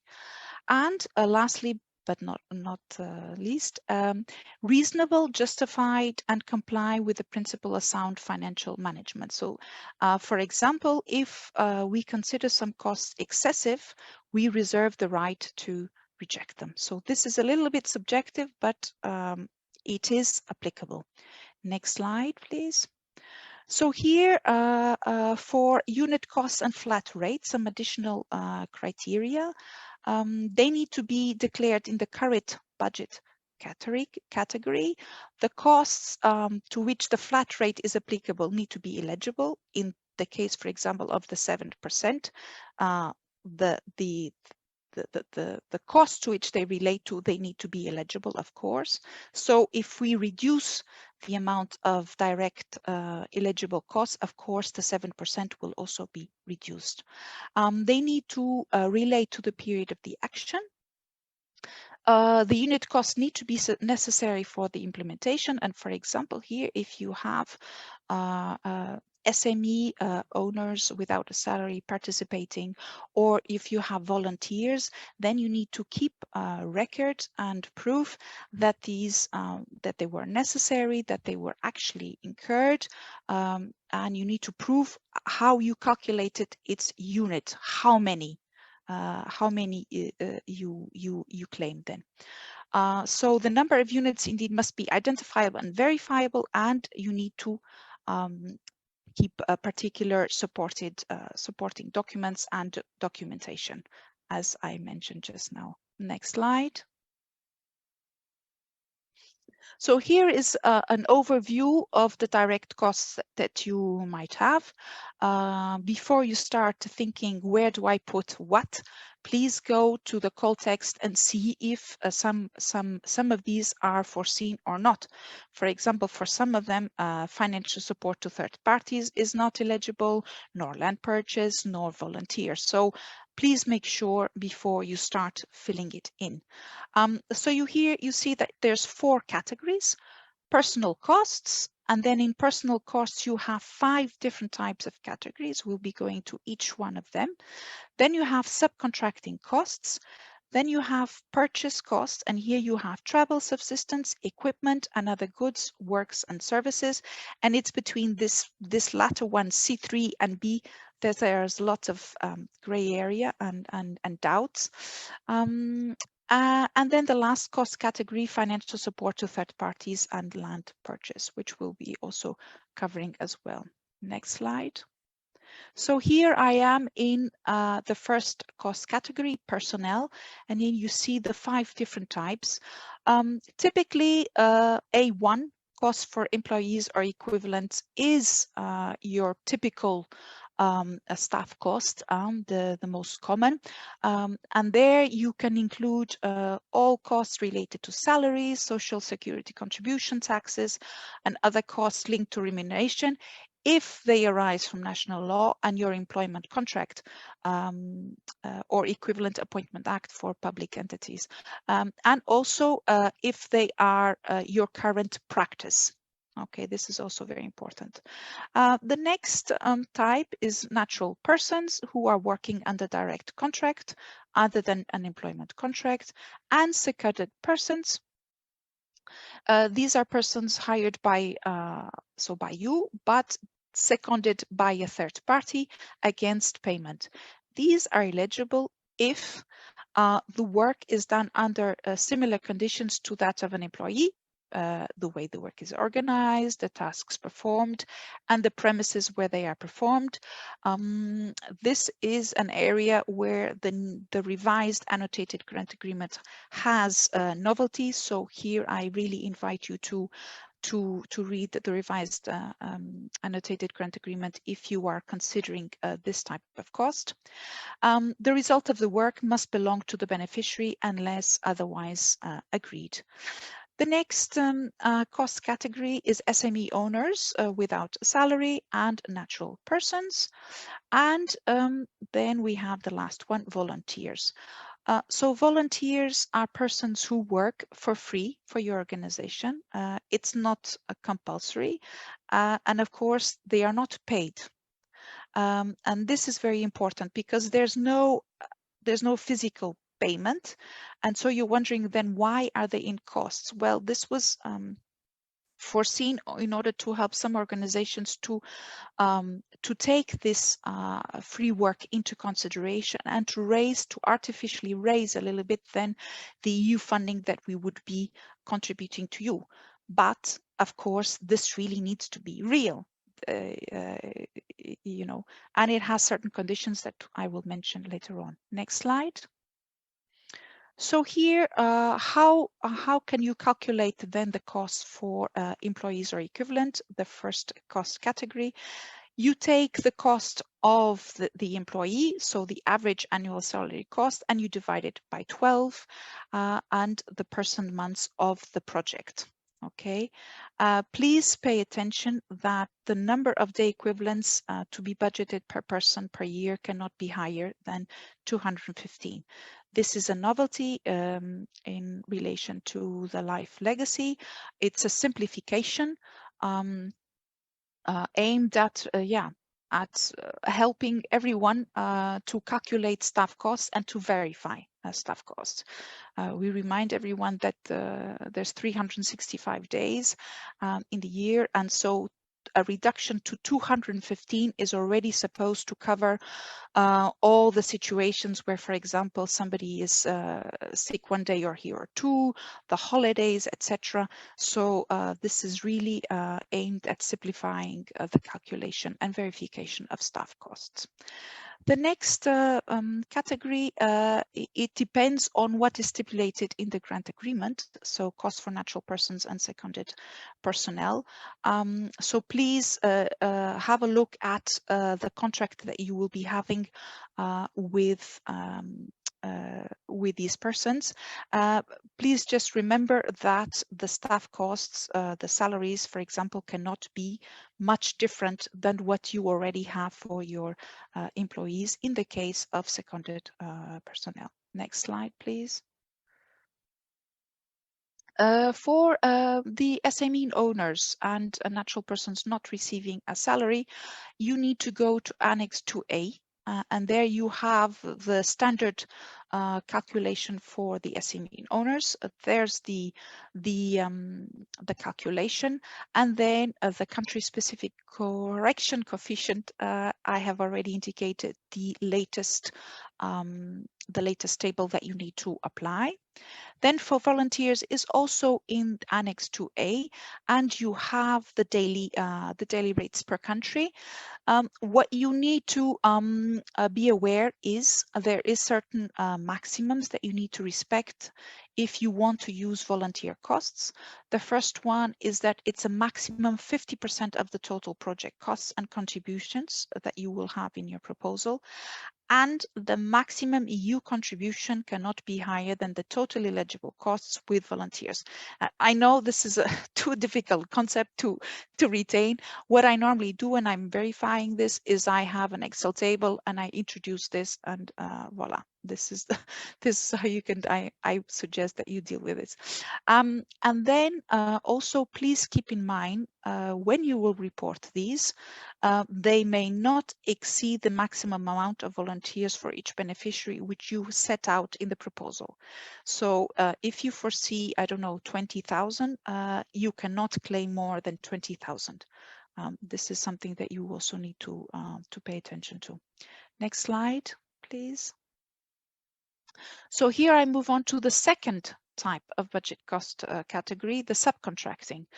It needs to fulfill the general eligibility conditions that we saw, this Article 6 slide. You need to award these based on your usual purchasing practices. You need to ensure best value for money and no conflict of interests. It may only cover a limited part of the action unless you can properly justify why you are aiming at subcontracting so much of the action tasks.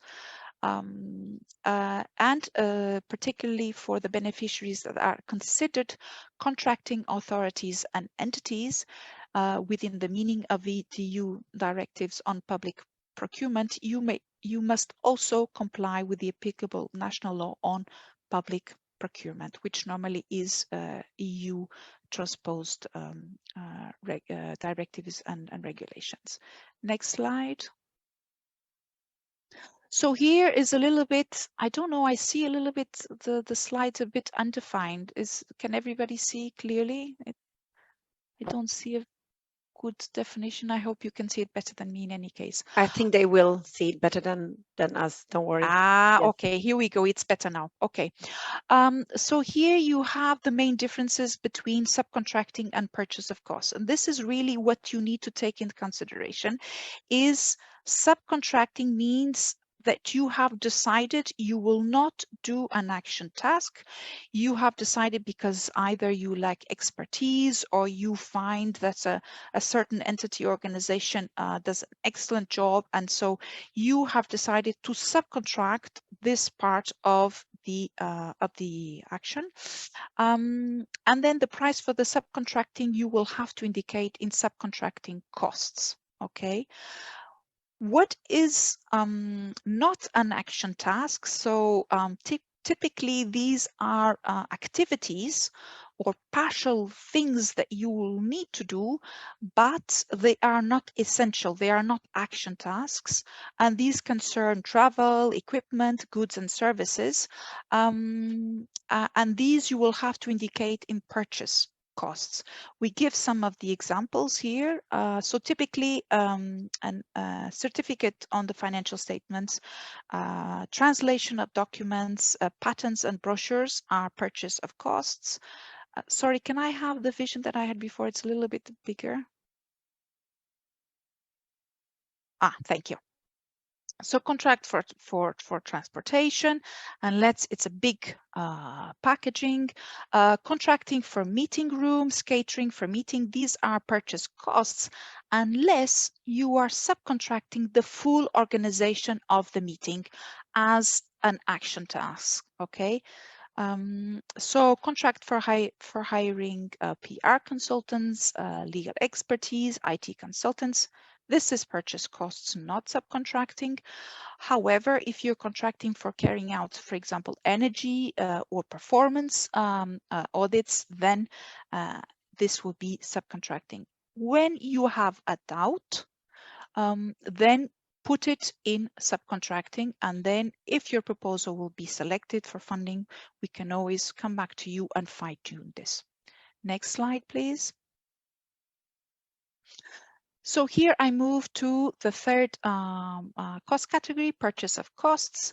This includes travel and subsistence. And here really the line to take is that you will be calculating the costs in line with your usual practices.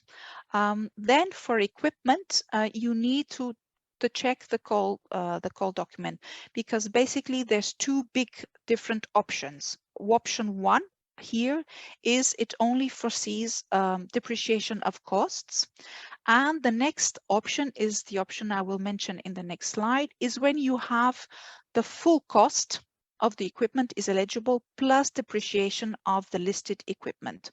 So here I will just tackle the first option, depreciation of costs. So these will be eligible if they're actually incurred and written off in accordance with international accounting standards and your usual accounting practices. So this is very important, your usual accounting practices. Only the portion of the cost that corresponds to the actual use of the action. So if you already have an equipment, you're already depreciating it, only the depreciation during the action of your grant will be eligible.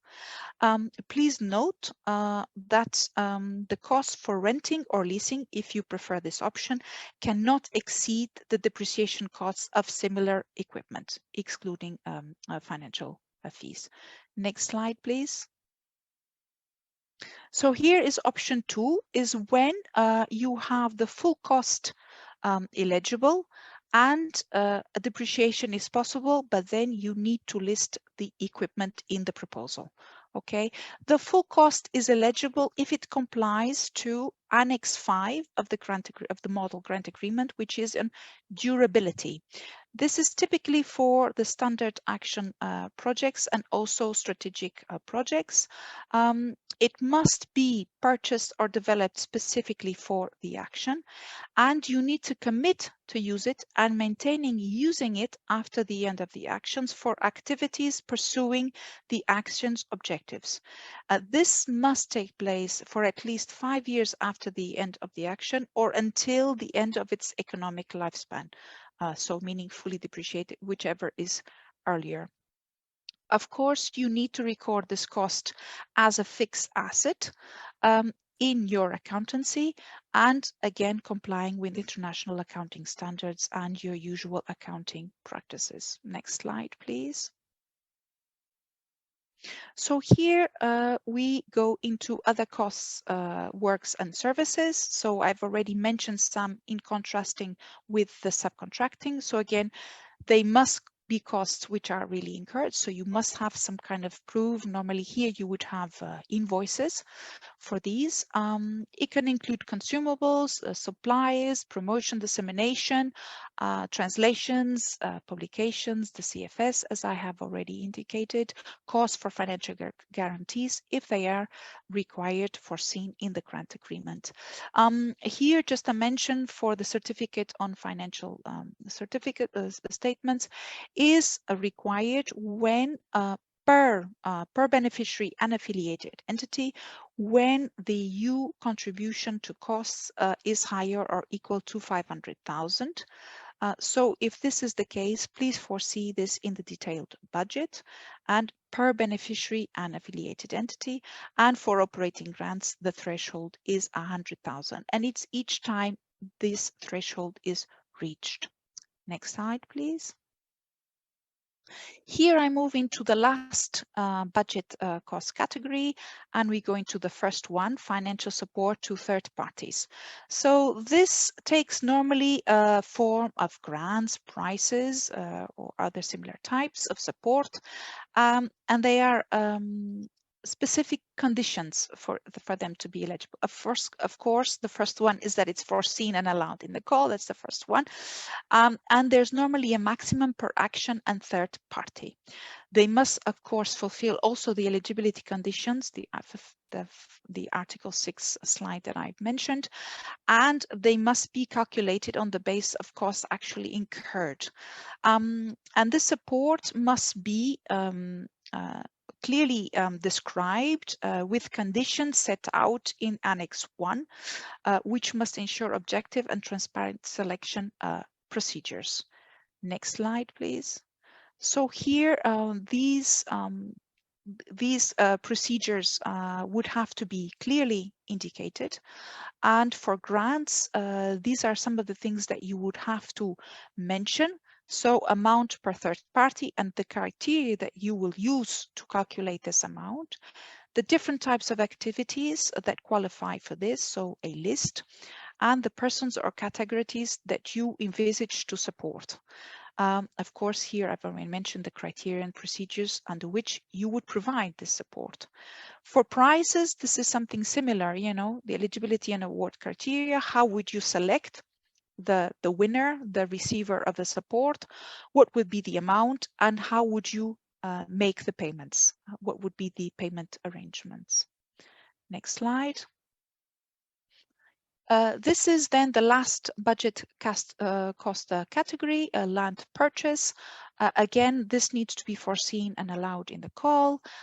It's only foreseen for private entities, includes long-term lease of land or one-off compensation of land use rights. It's also eligible, of course, if it's in the call, if they fulfill the Article 6 general eligibility conditions, again calculated on the basis of the costs actually incurred, and they are compliant with the land purchase criteria. Next slide, please. So what is this land purchase criteria? Contributes to improving, maintaining and restoring the integrity of Natura 2000 network. It is the only way or most cost-effective way of achieving the desired conservation outcome. It is reserved for long-term uses consistent with specific objectives of LIFE program. And of course, it also involves the member states concerned because they need to ensure long-term assignment of such land to nature conservation purposes. And the beneficiary documents this by ensuring that they enter this into the land register, includes a condition that the land will be assigned definitely to nature conservation, or if there is no land register or such a condition is not possible under national law, then such a condition is either included in the land sale contract or guaranteed by equivalent means. Next slide. So what does it also entail, or what does it mean for you?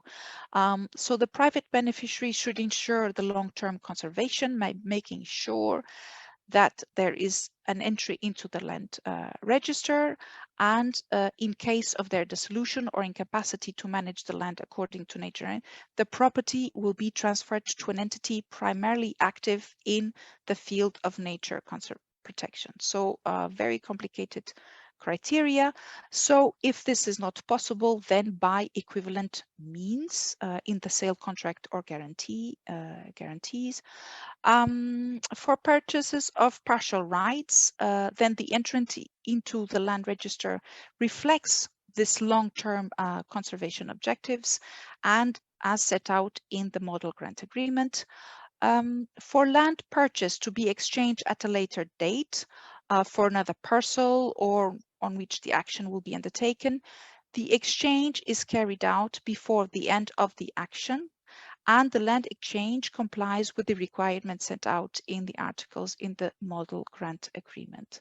So lastly, for long-term leases, this lease is of at least 20 years and includes provisions and commitments to ensure that the achievement of the objectives in terms of habitat and species protection. So a lot of criteria to take into consideration for land purchase. Next slide, please. So these are my last slides, and here I will be looking into the indirect costs and also the ineligible costs. So indirect costs are eligible if they are foreseen in the call, and they're normally at 7%. And please pay attention, if you have an operating grant, you really need to ensure that there is no that you have a separate accounting system and you're not covering any of these action grant costs. Next slide. So here we have seen what is eligible and some information on also what is not eligible, so that you're not caught by surprise if you reject your costs. So dividends, debt and debt service charges, interest which is owed, currency exchange losses, bank costs charged by the beneficiary's bank account when we are transferring your EU contribution, excessive or reckless expenditure, as I have already mentioned before, deductible or refundable VAT. This includes also VAT paid by public bodies acting as public authorities. So please check if you can claim VAT or not. Normally it's not claimable, but perhaps you can. Costs incurred or contributions for activities implemented during the grant agreement suspension. So for example, if you have your grant agreement, your proposal is selected, but then it's suspended, the costs incurred during the suspension are not eligible. And as I mentioned before, in-kind contributions by third parties are also not eligible, or they're not considered in the budget simply. Next slide, please. So also, and again, also in order to make sure that there is no double funding in the grants, costs or contributions declared under other EU grants cannot be claimed, of course, unless there's an exception somewhere foreseen. and particularly pay attention if you have several action grants or operating grants ongoing. Please make sure that you keep a very separate accounting for each of them, so that you're not claiming costs on several of the fully claiming costs on several of your actions. Costs or contributions for staff of a national organization, administration, for activities that are part of the administration's normal activities. So not undertaking only because they're in this grant. Costs or contributions for staff or representatives of EU institutions, bodies, or agencies, and costs which are, of course, declared as ineligible in a call will also not be eligible. Next slide. I think this is it from me. These are some of the ways where you can keep in touch with us. And I'm not sure how we are with time. Yeah, 11:05. So we will be taking then questions in the Q&A section, or I'm not sure if I have finished in advance, Giulia. Hello, Licinia. Yes, indeed, you have finished a bit in advance. I'm very surprised, but thanks a lot for all these details. You have given a lot of replies and you managed to actually shorten it without rushing through the presentation. So thanks a lot. I can use a couple of minutes to share a few technical details. In any case, Licinia, we will see you after the coffee break. That's kept for 11:45. So actually people will have approximately 40 minutes of break, but that's the best way to ensure that all speakers will be back together in this room. Regarding the coffee break, I invite you all to grab the chance to go for a coffee, maybe a short walk, as we're giving you so much time. And we also have the possibility to listen to the live podcast while we are having the coffee break. It's a very interesting one, food for thought. Definitely, this is the occasion for you to post and especially like the questions that are already on Sli.do. I remind you the hashtag EULive23. There are many questions. You can ask them on all the sessions that we had so far. I know that there are questions also for some of the sub-programs and project-specific questions. We are keeping them warm for next sessions and for tomorrow. And we will dispatch them to the next sessions or tomorrow, depending on the generality or specificity of the question. But so do not wonder if you will see that the order on the screen for us will be changing. So yes, I invite you all to take your break, and we will all meet here again at 11:45. You'll have a slide up there showing you how to listen to the podcast. Thank you very much, and see you at 11:45. Hello, everybody. Welcome back. So here we are back with a few colleagues, Anne Burrill, Bernd Decker, Licinia Pereira, Agnieszka Romanowicz with us as well, and also Fabio Leone, Head of Sector Environment, and Zol Wilders, Life Program Coordination Manager for Clean Energy Transition, joined us. We are all on stage, ready to answer your question. And as you have seen, there are already many questions in Sli.do, so we will try to make the best out of this question answer slot with you. I know you're also posting about some sub-programs and project-specific questions. We are keeping them for next session, so do not wonder if you don't see them immediately. And of course, there is a question always there. Yes, we will circulate the slides of today, and we will post the recordings. They will be on the live website, on the live YouTube channel, and of course on the B2Match platform that you are using to watch us today. So can we see the first questions, please? All right. This question from Gianmarco, very highly liked. And I'll ask And to answer this, I'll read it aloud for you. The multi-annual work program mentioned that from 2023, life would have moved back to the two-step system, concept note plus fall application. What happened? Yeah, thanks very much. You can see that quite a number of people want to have this question addressed. In fact, if you look at the multi-annual work program, if you look in section 4.2, it says that the default procedure for the standard action projects is the one-stage procedure. It mentions that the two-stage procedure may also be used for standard action projects. Later on in the multi-annual work program, it says explicitly that the one-stage approach should be used for 2021 and 2022. It doesn't say anywhere explicitly what will be used for 2023. So when we were preparing the call, we had a very long discussion about this, and we reflected. I mean, with any procedure, there are always pros and cons, and we know that some people prefer the one stage and some people prefer the two stage, but taking everything in the balance, we decided that there were more advantages to the one stage. In particular, we took into account the fact that for a lot of applicants, the ones who are successful, if they have to go through the two-stage process, it's a lot longer before they can actually start their activities and get their first financing. And we felt that that was a problem for quite a number of the applicants with the implementation of the two-stage approach.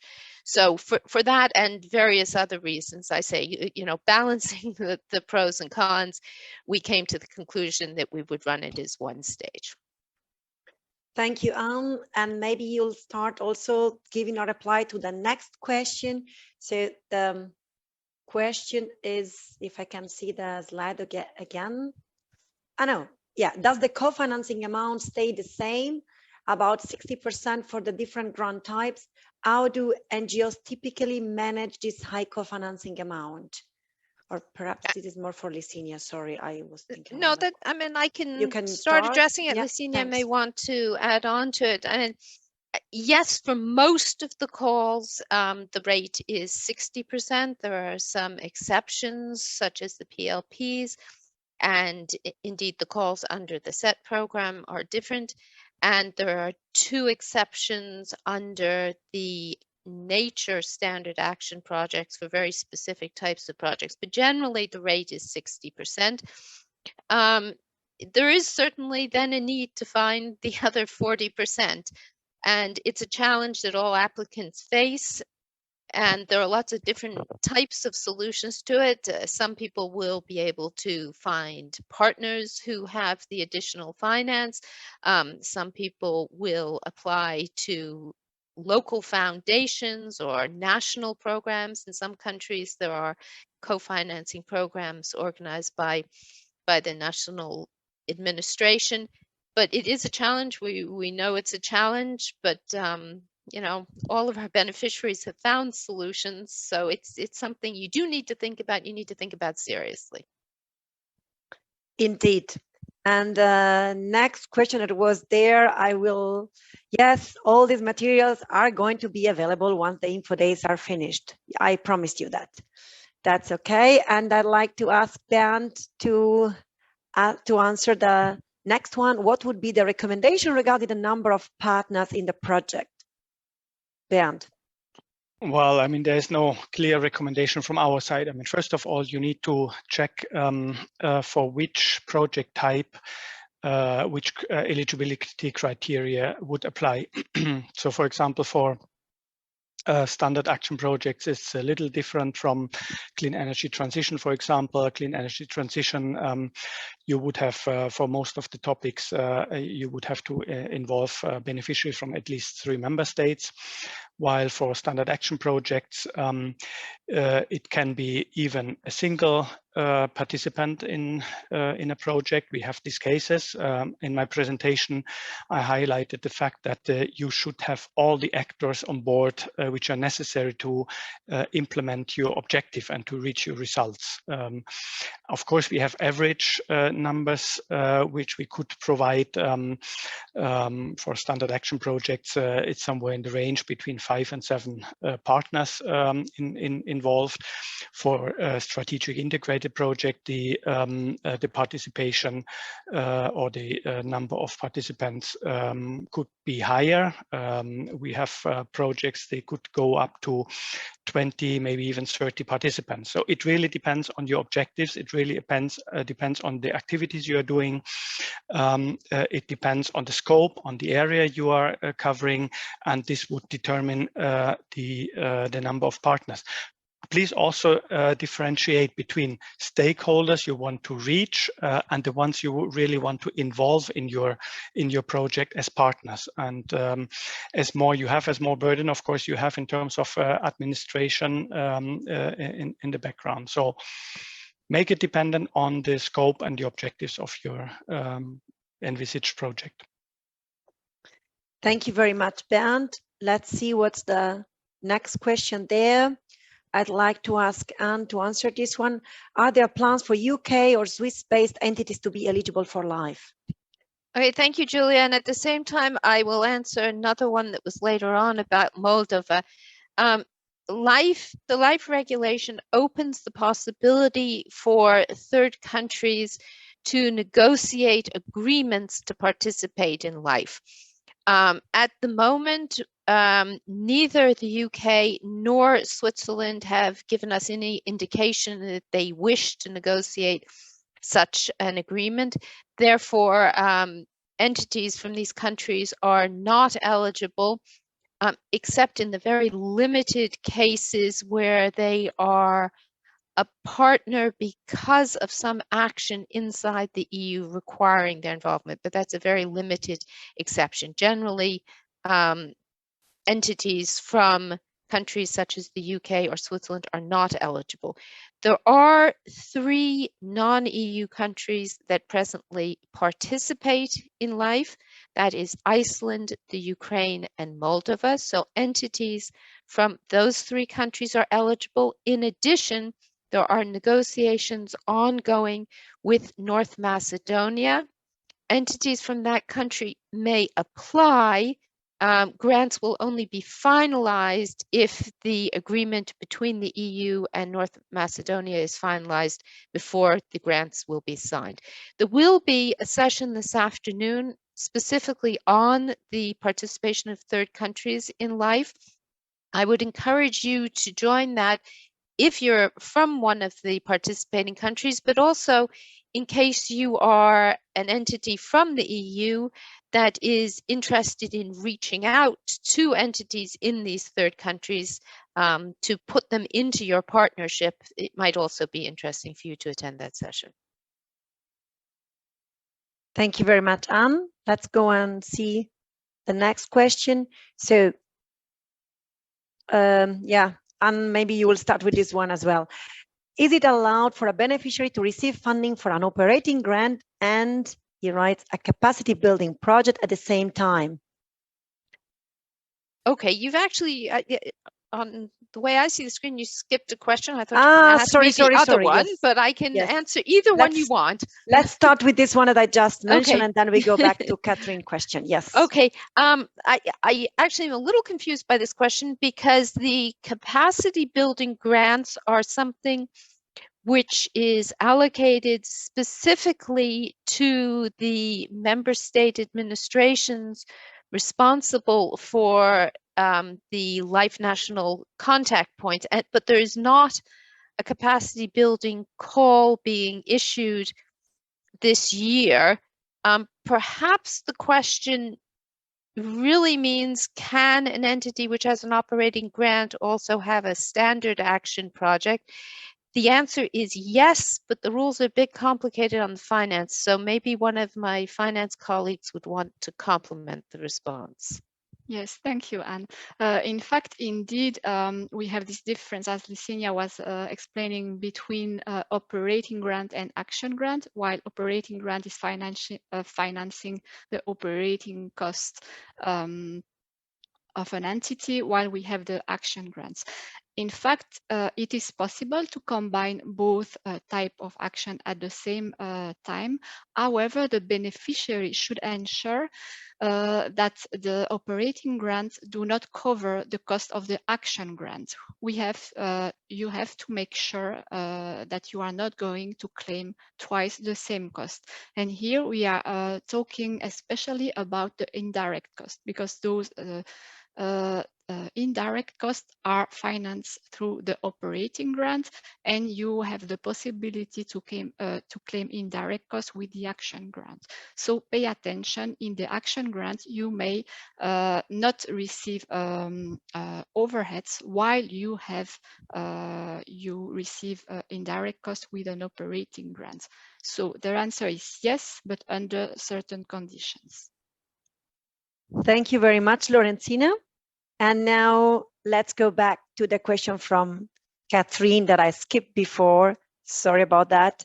So what does it mean, buffer to allow unexpected events? Is life more flexible than before? You said this in your presentation, but tell us what you meant. Indeed, I did. Actually, it's not any change from the past, so it's not more or less flexible than before, but obviously I should explain better what I meant.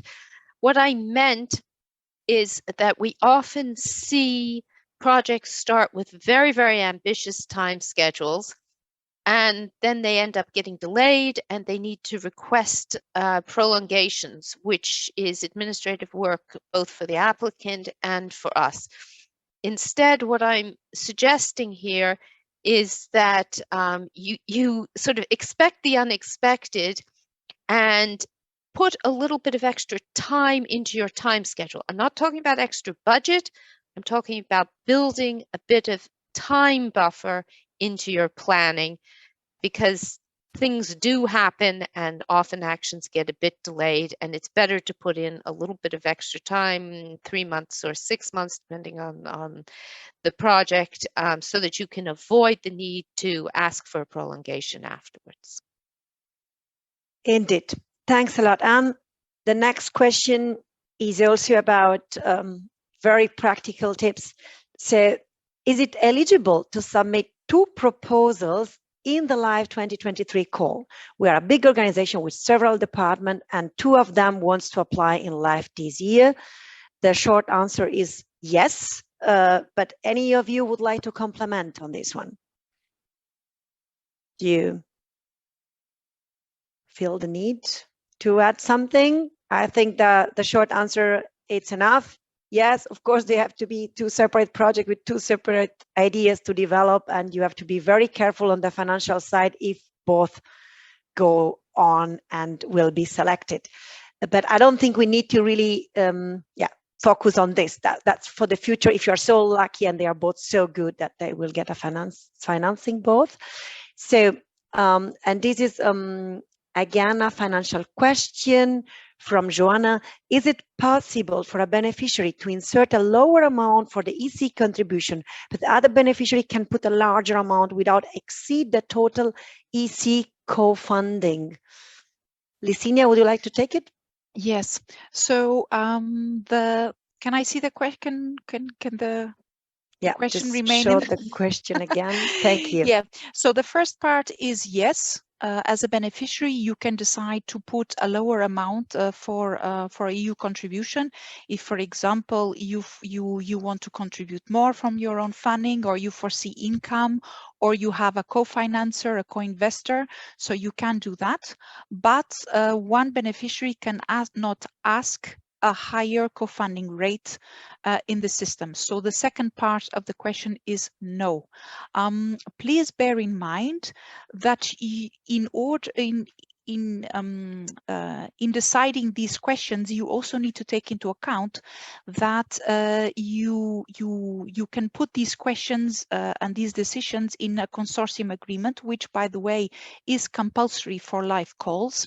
So you need to have a consortium agreement, and these types of decisions on who gets lower or higher contribution between the beneficiaries can and should be decided and indicated there. Just remember that if you decide to request, if one beneficiary decides to request and receive less EU contribution, this is permanent. A fixed amount is limited, is fixed, and then you cannot do an amendment and request more. So this is a permanent decision that will impact the funding of your grant. So please pay attention exactly if one beneficiary is going to request less funding than possible. Thank you very much, Licinia. Then the next one is certainly for Zoe. So CET areas of intervention remain the same throughout the first multi-annual work period program, period 2021-2024, right? Yes. Thank you for the question. So just a few words from our side, just for those who are less familiar. CET stands for Clean Energy Transition. And so we're also one of the sub-programs under LIFE. And indeed, we have 5 intervention areas for the years between 2021 and 2024. So under the first multi-annual work program, and these 5 intervention areas, they remain the same for the calls linked to the years 21 to 24. So they can, the intervention areas are the same, and then they are translated into topics which evolve over time. So it's not because a topic was open last year that it would be open again this year, and vice versa. So new topics can emerge as well. I hereby really want to invite those of you who are interested to our dedicated CET session that will take place tomorrow at 10:30, and then we will have a dedicated Clean Energy Transition Info Day on the 1st of June. So there we will present the topics in detail, and as well as all the specificities to live clean energy transition. So please make sure that you attend these sessions in case you're interested in live clean energy transition. Thank you very much, Zoe. So I hope that Federico Benvenuti got a reply to his question, and even more if you're curious follow the session tomorrow. So now I'd like to ask Bernd to help me with this one. How to decide on the appropriate geographic scope? Is bigger always better, Bernd? Well, bigger is always better, but whether it would succeed, that's a different question. I mean, again, we have a couple of questions here which relate to the number of participants, the number of work packages. I will also address that one in a minute, also in terms of the geographic scope. Again, check the type of projects you intend to do. For clean energy transition, at least 3 member states would be required. So the geographic scope is certainly larger than, for example, for standard action projects. Then within the standard action projects, it can vary really a lot. Depends on the respective subprogram. It depends on the problem you want to address. If we look at my example of the Eastern Belgian region, it could be a considerable area you need to address because you're looking at a catchment area of a river system, for example. On the other side, when you do you develop a technical equipment or a prototype, a machine which is done in a factory, the geographical scope is very much limited. So we are talking really about different scales. When same applies to nature biodiversity, where you could have large areas, but there could also be the possibility to have a very specific intervention area in a very specific space. Again, it depends on your objectives. It depends on the activities you are doing. In terms of the work packages, how many work packages? Let's say you would have, let's say 3 main parts of or types of work packages. You would have probably a preparatory context or phase in your in your project, then you would have the implementation phase, and you would have the let's say monitoring, evaluation, monitoring, and communication phase. So then again, you would need to, in terms of the scope of your project, you decide how much is necessary in terms of the preparatory work. Of course, we expect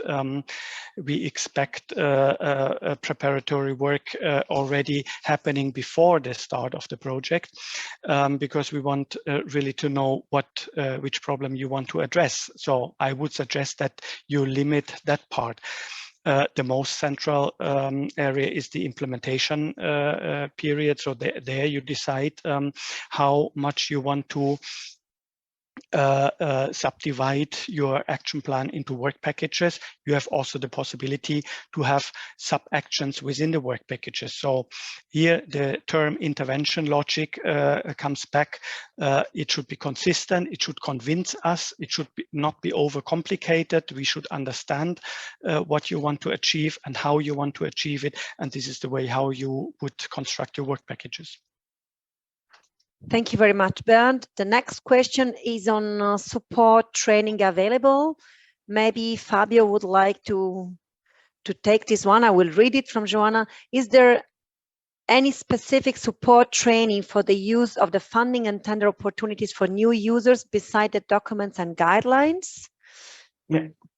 Thank you, Giulia, for this. Well, what is not missing in the tender and funding portal is guidance and trainings and videos.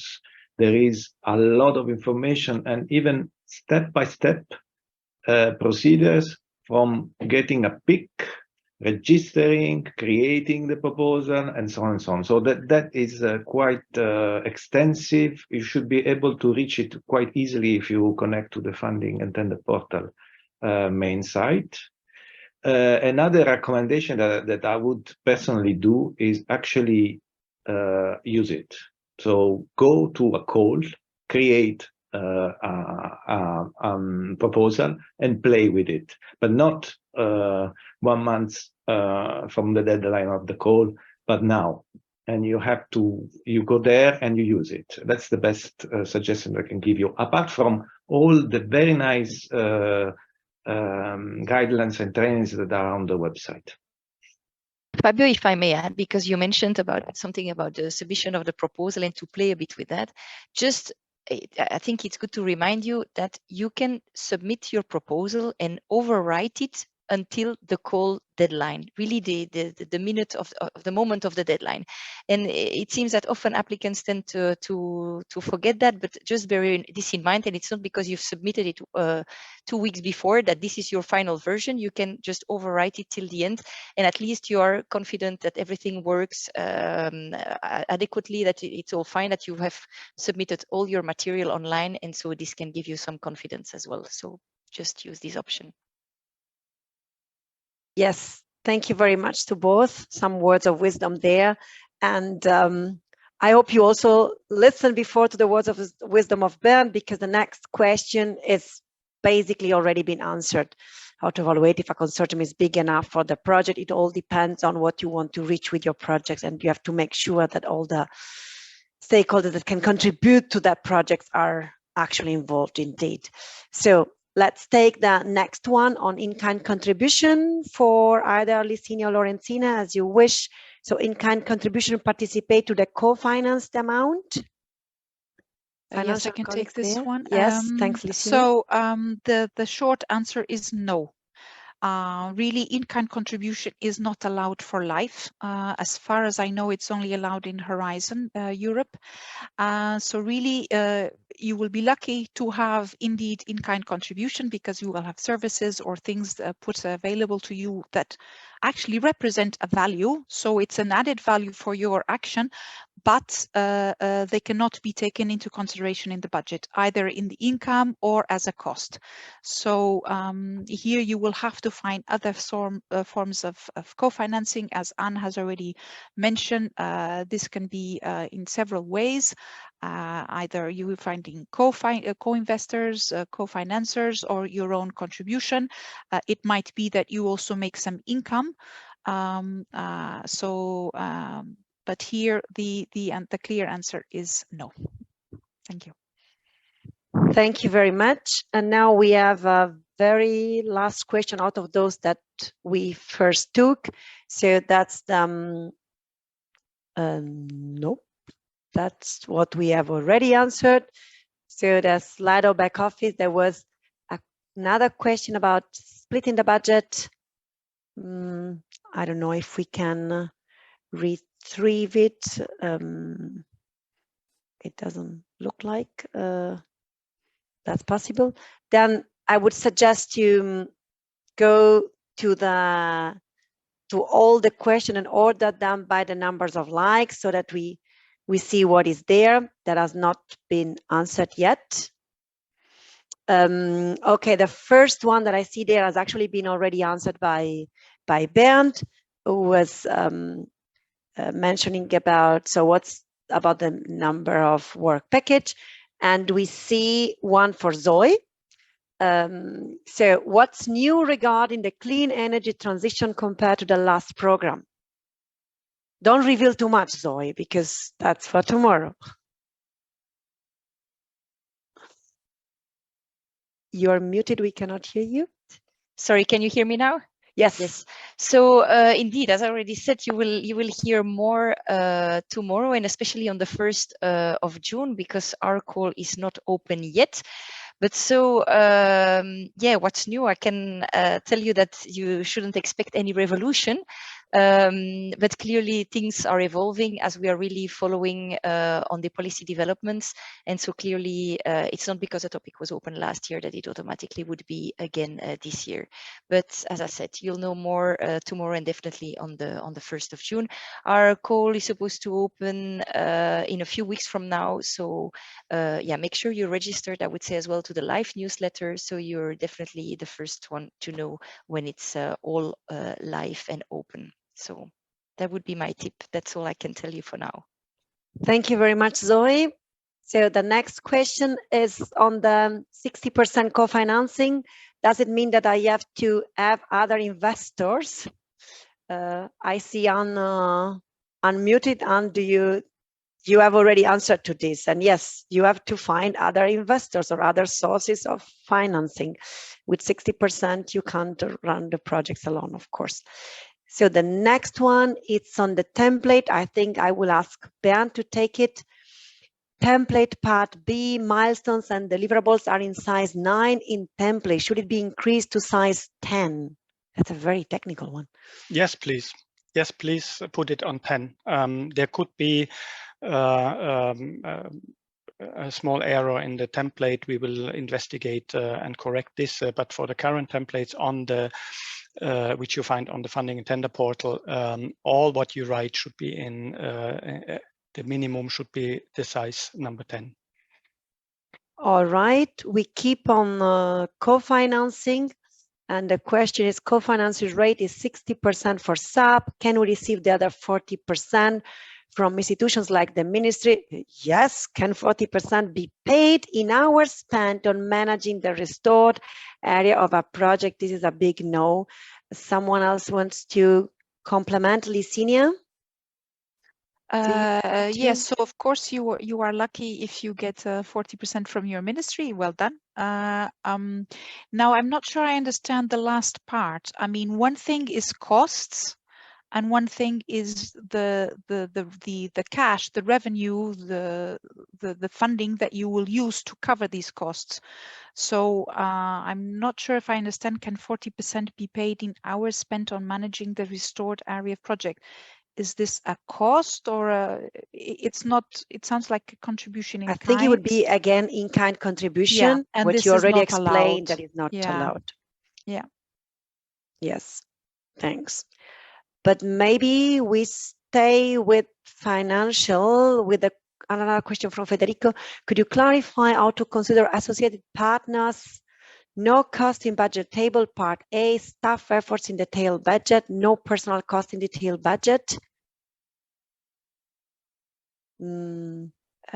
Yes, so indeed for associated partners, we just want to know on the technical side, if you will.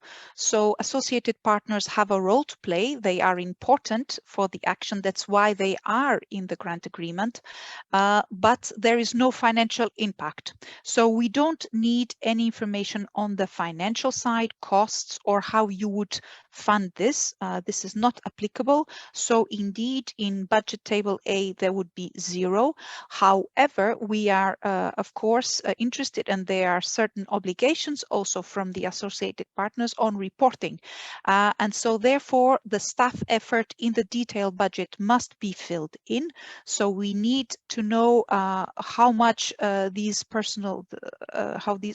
associated partners would be involved and how much they would contribute in times of time and in work packages, and of course in also the other sections. So the technical reporting is of course an obligation and necessary, but not the financial part. I hope I've clearly replied. Thank you.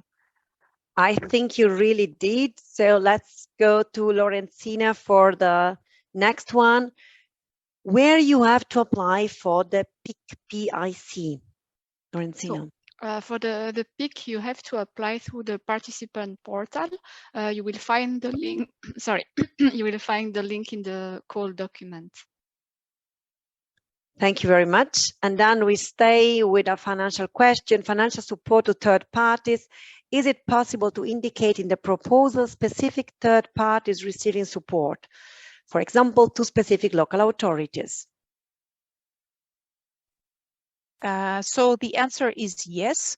Indeed, you can financial support to third parties is any third party that you envisage according to your action to provide a certain financial support.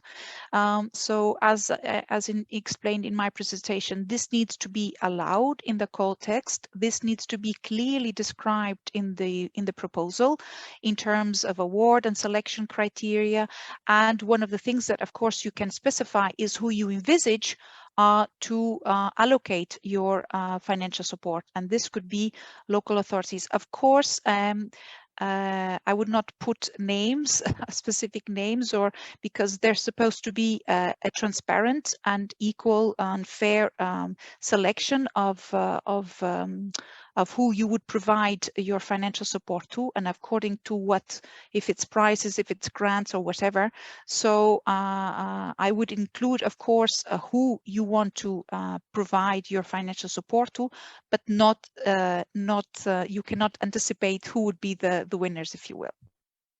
Yeah, but maybe Anne, do you want to comment on this, also on how to structure this? Yes, I mean, I think as Licinia was saying, I mean, the idea of financial support to third parties is more when you have a type of support you want to give, but you don't yet know exactly whom you're going to give it to. I think if you know that there are 2 specific local authorities that you want to work with, it would probably be more appropriate to bring those authorities in as partners in the project, so as associated beneficiaries. Obviously, I don't know the details of what you're planning to do, but I think you should consider that option also. Okay, thanks very much, Anne.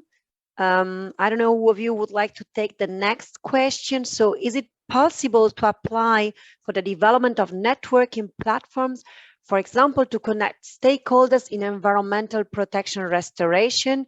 This could be a very specific question tomorrow for the nature session. But in general, Fabio, do you want to comment on the development of networking platform for stakeholders? Normally, yeah, I mean, at least for what is my knowledge within the circular economy and quality of life, in the environmental protection, this, as far as I can see, is not a very specific priorities within the priorities of the circular economy and quality of life. You have to check the core documents and see the priorities. It can perfectly be an activities and actions within a project, where you have certain implementations and then you could try to connect. So that is perfectly an eligible action within a project, but not per se a project. Okay, thanks a lot, Fabio. Let's go back to the slide of questions. So is there, or is it possible to provide a specific CINEA email address for only financial questions? I'm afraid not, because our financial colleagues have already a lot on their plate like this. We do have the CINEA Life Inquiries mailbox that we use. And of course, when we use that, you can be ensured that if we answer a financial question that has been done in consultation with our financial colleagues. Nevertheless, it's a good suggestion. Maybe we could take it on board for the future, but we don't have it at the moment. So the next question is a financial question. Can revenues be generated within the project, for example, in demonstration activities? Lorenzina, Licinia? Yes, indeed, revenues can be generated during the project. However, if this involves profits, this will be deducted at the time of the final payment. So any surplus after accepting the based on the total eligible cost after accepting the EU funding, if there is a surplus, then we will have to apply the EU funding rate and deduct proportionally the profit that has been generated. So yes, it's possible, but watch out, because if you have a surplus out of the grant, it will be deducted. And it might be, there was also another question, it's not in the chat, but just to mention this, is it is based on total eligible cost, not on cost, but eligible cost. Okay, thank you very much. Now we have a next one, which is a bit between Zoe and Bernd, probably. So let's see how we answer this. What is the most relevant granting option for an industrial project supporting the topic clean energy transition, life or innovation fund, and why? Bernd, you would like to start? I can. Yes. Okay. Oh, it's Zoe first. Okay, good.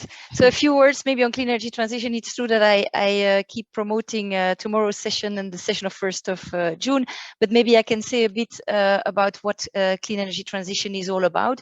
So it's a program mainly aiming at breaking market barriers, at improving skills, capacities, mobilizing investment as well to fund the clean energy transition, and to come up with innovative approaches to support the uptake of legislation in that field. So we have approximately a yearly budget of 100 million euros for a call. So this gives you an idea of the scope of what we are funding.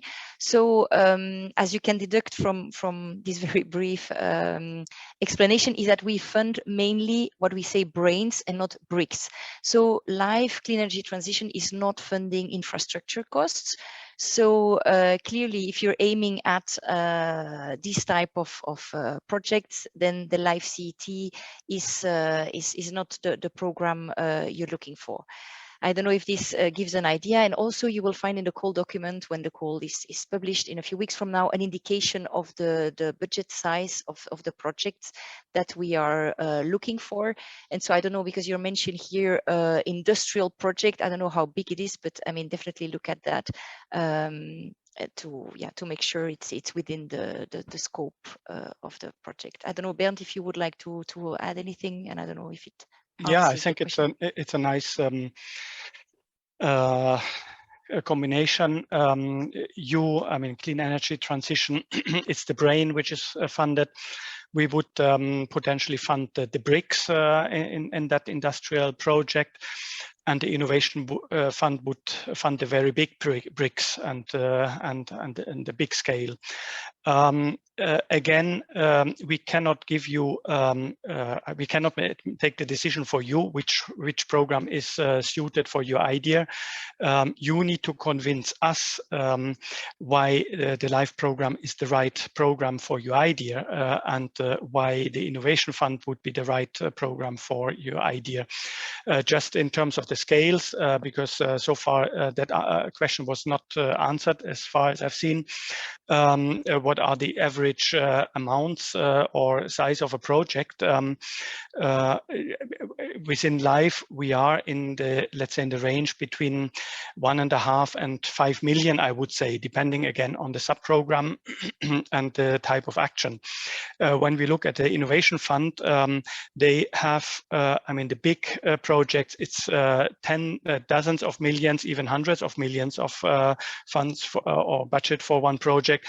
They run a small scale facility, but even there, the minimum is, as far as I remember, 5 million for a project. So Innovation Fund is really for the big investments, but of course there could be a combination between a LIFE project and an Innovation Fund project, where LIFE funds may be a part of an installation which is highly innovative and where a certain risk is to be taken. So here be our guest and look into the possibilities for the LIFE, I mean, using the LIFE program. Thank you very much, Bernd. The next question there about associated partners, they need to declare costs during the project implementation. The answer is no, and it has already been given. So we go to the next question on regarding subcontracting services. Lorenzina, I would like to ask you if you can take, no, sorry, this one. Yeah, I will start reading and then you tell me who will answer this. I think Bernd wanted to answer and Licinia as well. So regarding subcontracting services, is it eligible help with administrative management for each beneficiary? Bernd, do you want to start?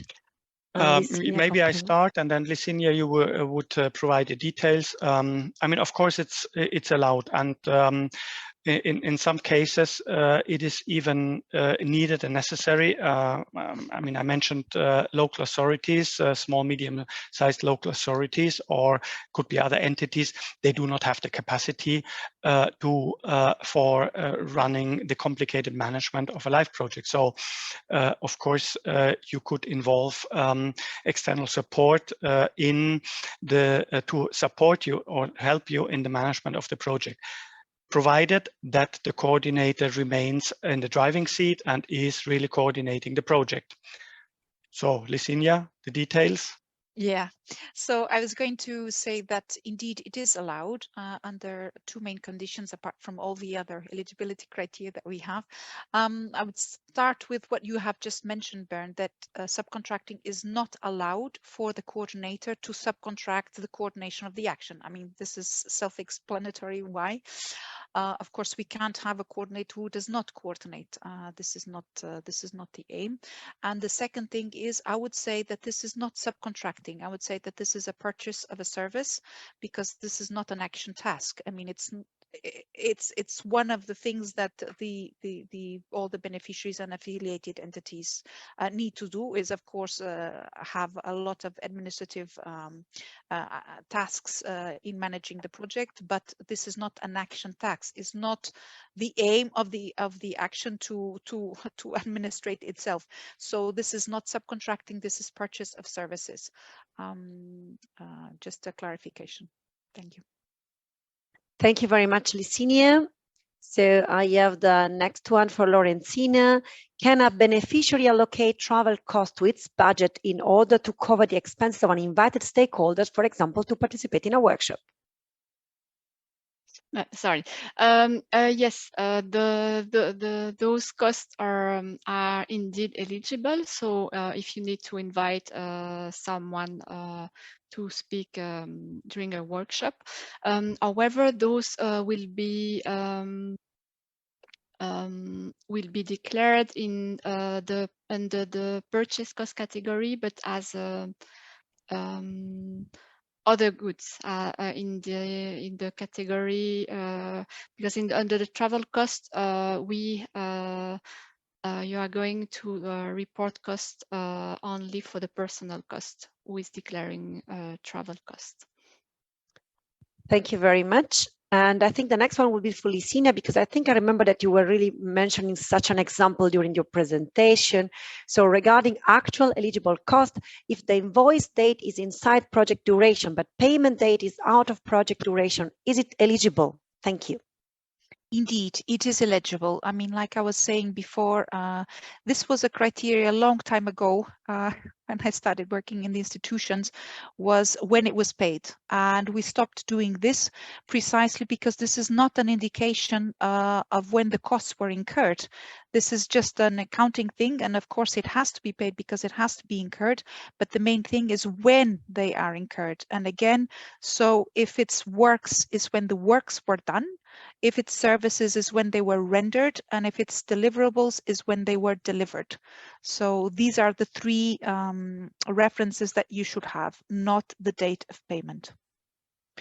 Thank you very much, Licinia. Let's now read the next question, and I would probably ask them both to Fabio and read them together. So are projects coming derived from H2020 Horizon Europe projects having some additional points in the life evaluation process? And then Fabio, you can continue with the next question, which is, can you elaborate on how life aligns with Horizon Europe calls can be considered on follow on from an Horizon Europe project in terms of TRL? Thank you, Giulia. Okay, for the first one, per se, an Horizon project will not get points additional in life per se, but they have to come with a clear reasoning, and they have to build up substantially on the results of that Horizon 2020 to be used in the life project. This is a bonus point. Normally they are given on an exceptional basis. So you really have to demonstrate that in this specific case, you use the results of the H2020, you use it for the project of life to upscale and so on and so on. So that there is a possibility. On the second one, I'm not sure I can fully answer that. Let's say that, I mean, life is a rather flexible instrument. You can start and propose a project. Of course, we are also close to the market. We are driven by implementation and impact. But in your project, you can start with a very small scale and end up with the project itself on the market. So the starting point depends. It's the output that is the important part. It's not the TRL. It's the impact that you will have. So there is not specific. If you assume we take that the horizon is more focused on the piloting and laboratory scale, then of course you can bring these results of the piloting into life and upscale it, bring it closer to the market, enlarge the impacts.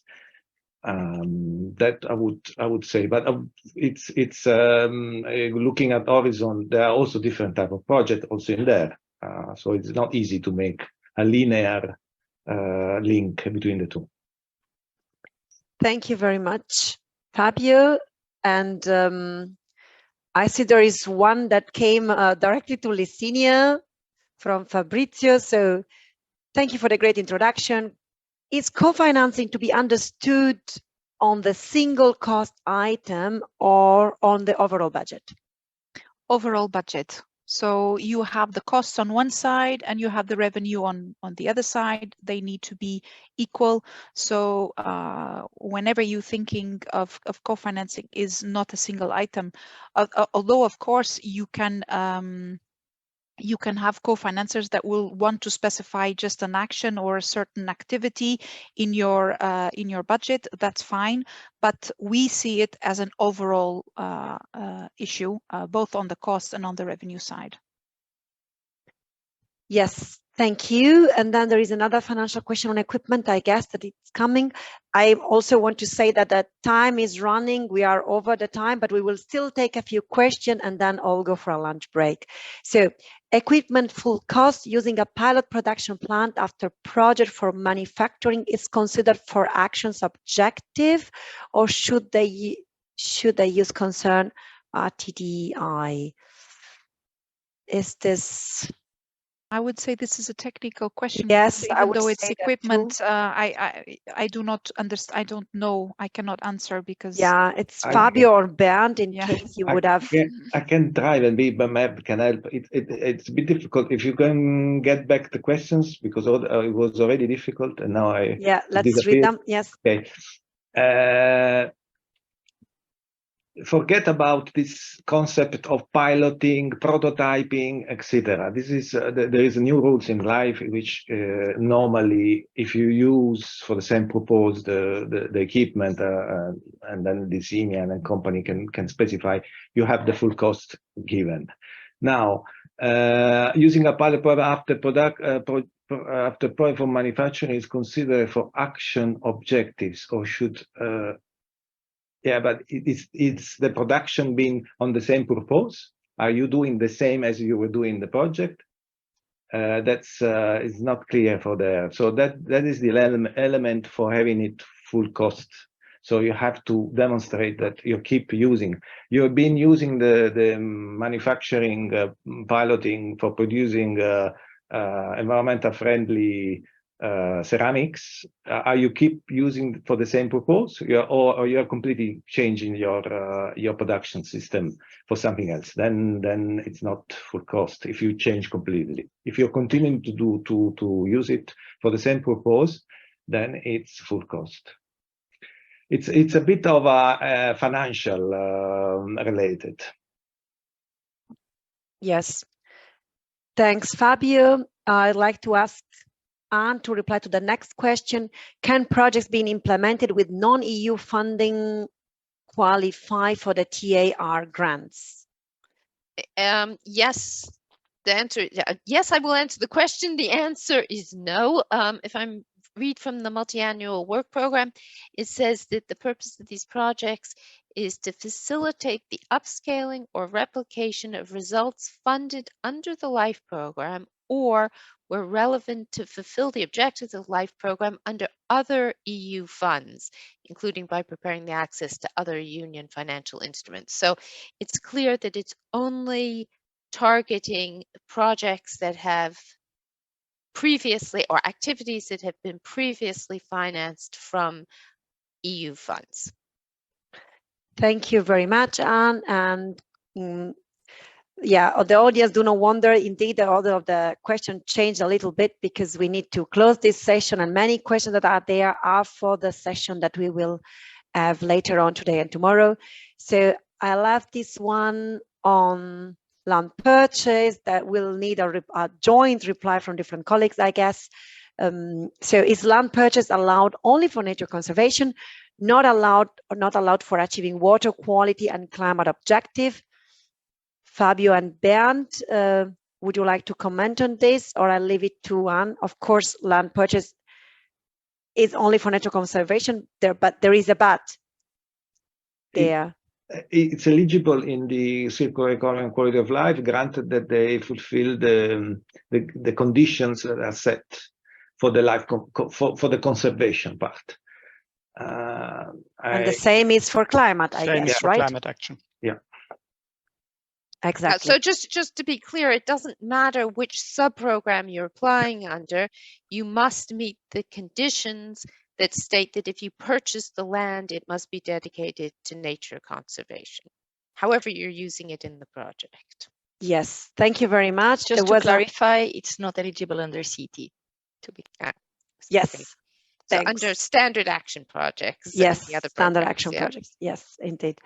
And then there was, I think, a very, very last question. I know the answer, but I'll still read it and colleague give it to you. So can Horizon Europe funding be used to co-fund LIFE project? 40 contribution asked to Horizon Europe and 60 to LIFE for the same cost item, avoiding cost duplication. I think we can close with a big no. But yeah, we cannot have other EU funding co-financing the same projects. Anyone wants to add something on this? It's a big no, yes. Yes. Yes. Yes. Yes. Indeed. But it's okay also to have this question, which might seem naive for those of us that are so involved in the program for so many years and for applicants that are experienced beneficiaries, but it's totally legitimate for someone that is coming new and still has to read all the documents, and we really encourage you to do so in the coming days if you are planning to submit an application, and obviously really stay with us this afternoon if you're particularly interested in strategic integrated projects, in these new technical assistance replication projects, or in opportunities for third countries. There will be more explained on those aspects afterwards.